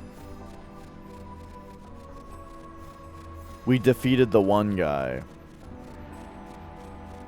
Which is another thing that just feels like that's part of it. There's a Hurricane Nicole? No, I didn't hear that. Hurricane Nicole, huh? Yeah, so if you defeat if you kill Big Dino, and then you leave the room and come back, there's no enemies.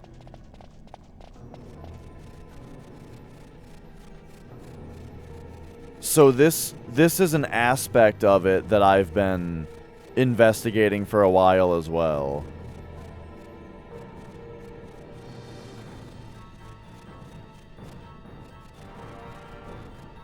Yeah, if you go to the other area, there are guys back. But I don't think that there's any behemoths. Well, there might be if they have time to respawn, but there's only like 2 of them?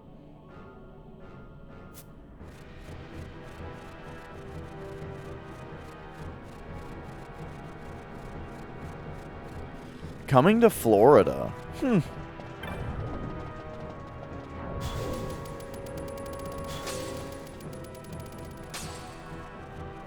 Did you hear about Hurricane Nicole?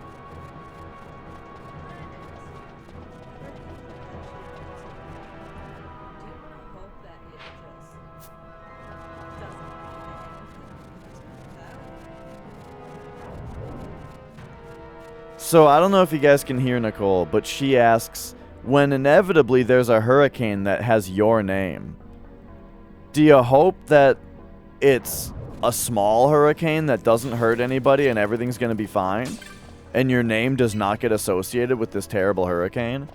Or do you kind of secretly hopes it just like fucking rips and tears?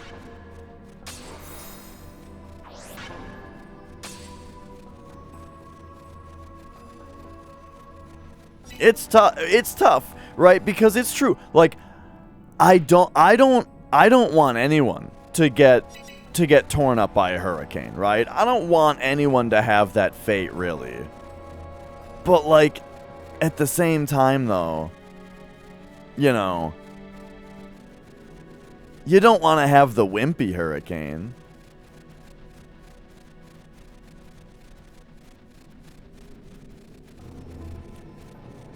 Maybe we could just get everybody to lie and say it was really big. Like, I wonder if you met somebody that had a name that was a hurricane that wasn't very big, but you're from Hurricane Town, like you're from Florida, would you like try to make them feel better by saying that it was big? You know? You know what I mean? Like, let's say Hurricane Nicole doesn't do anything, but like you meet someone from Florida, they'll be like, "Oh, Hurricane Nicole. Oh, Nicole? Oh, Hurricane Nicole. Yeah, that was a tough one. That was a hard one for us to get through." You know, to make you feel better.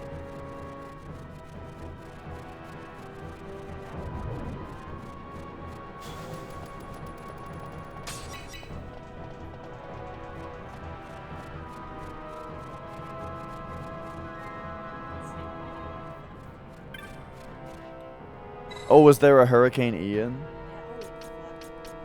Oh, okay.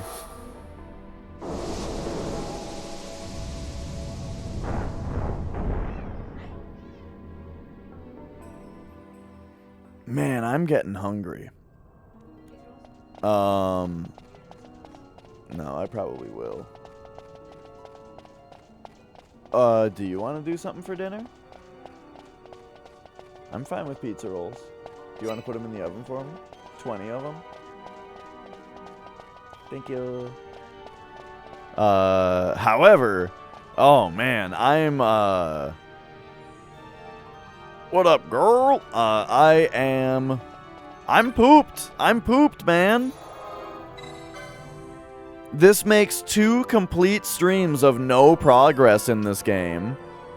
'Cause I don't know what the fuck I'm doing. Did we level up, though? Oh, I thought someone leveled up. Yeah, someone did at some point.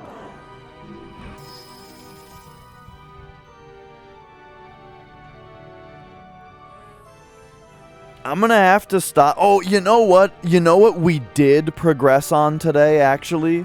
We did make a little bit of progress today. And it was that we got a couple cockatrices back in the pen. You know? We went to Ariute Village, and there were those droplets that we found, and we got the cockatrice back to town. So that means that there's only one cockatrice left that I know of that hasn't gone home yet.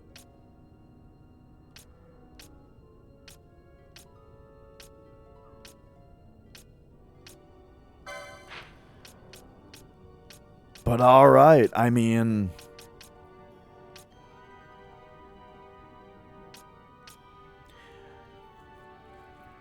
I wonder if we're supposed to, like, slay the behemoths here and then run up to here or something, and that's where it'll be?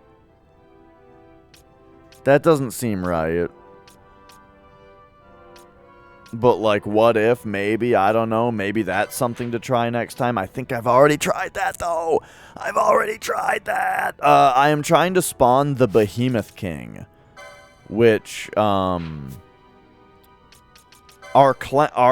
clues have all just been very basic, just saying, yeah, just kill behemoths in the plane, you know? Discover what truth lies behind the legend of the Behemoth King, said to live on a snowy plain deep within a forest. Well, guess what a snowy plain deep within a forest is? It's exactly this area right here. And then the other people are like, oh, you just need to slay its lesser brothers, its kin, in order to lure it out. Okay, well, there's a bunch of fucking behemoths here, so I kill them, and there's nothing. We got nothing. So it's been a doozy, to say the least. So today, the only progress on anything that I made was I got 2 cluckatrices back at their home in the Giza Plains. Yes, behemoths are in both areas. There's 2 that spawn in the top area and 5 that spawn in the bottom area. So, I've tried all kinds of things. The closest that I feel like I feel like getting the mantises to eat them, I think that was genius. And I maybe need to try that again. But otherwise, for today, I think I gotta be out of here. And I just have to have a think about this again. I gotta think about this more.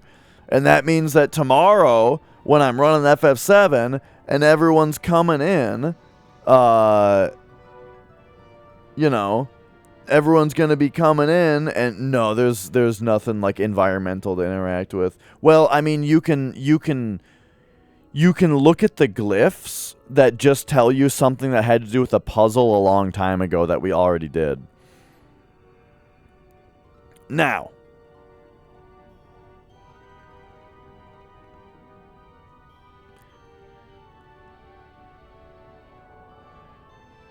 I'm gonna have to have a think about this, and then tomorrow, when I'm playing FF7, everyone's gonna be coming in, asking me like, Dish, did you find the Behemoth King? And I'm gonna have to be like, nope, not again, didn't do it.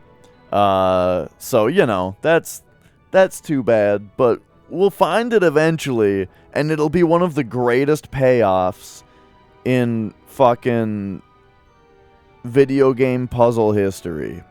So I'm excited about that, right? We're working towards a nice big payoff. But until then, Let's take a look at who's doing what here on Twitch. It's been a minute since... Oh, wait a second. Morningcraft is doing a one and done, and he made it out of Midgar. So I think I'll send you guys over to Morningcraft. He's doing a Final Fantasy VII speedrun, one and done, meaning he's not resetting. He's gonna make it happen. And so I hope to see you guys over there. I hope you guys have a great night. I will see you tomorrow. Have a good one. Bye.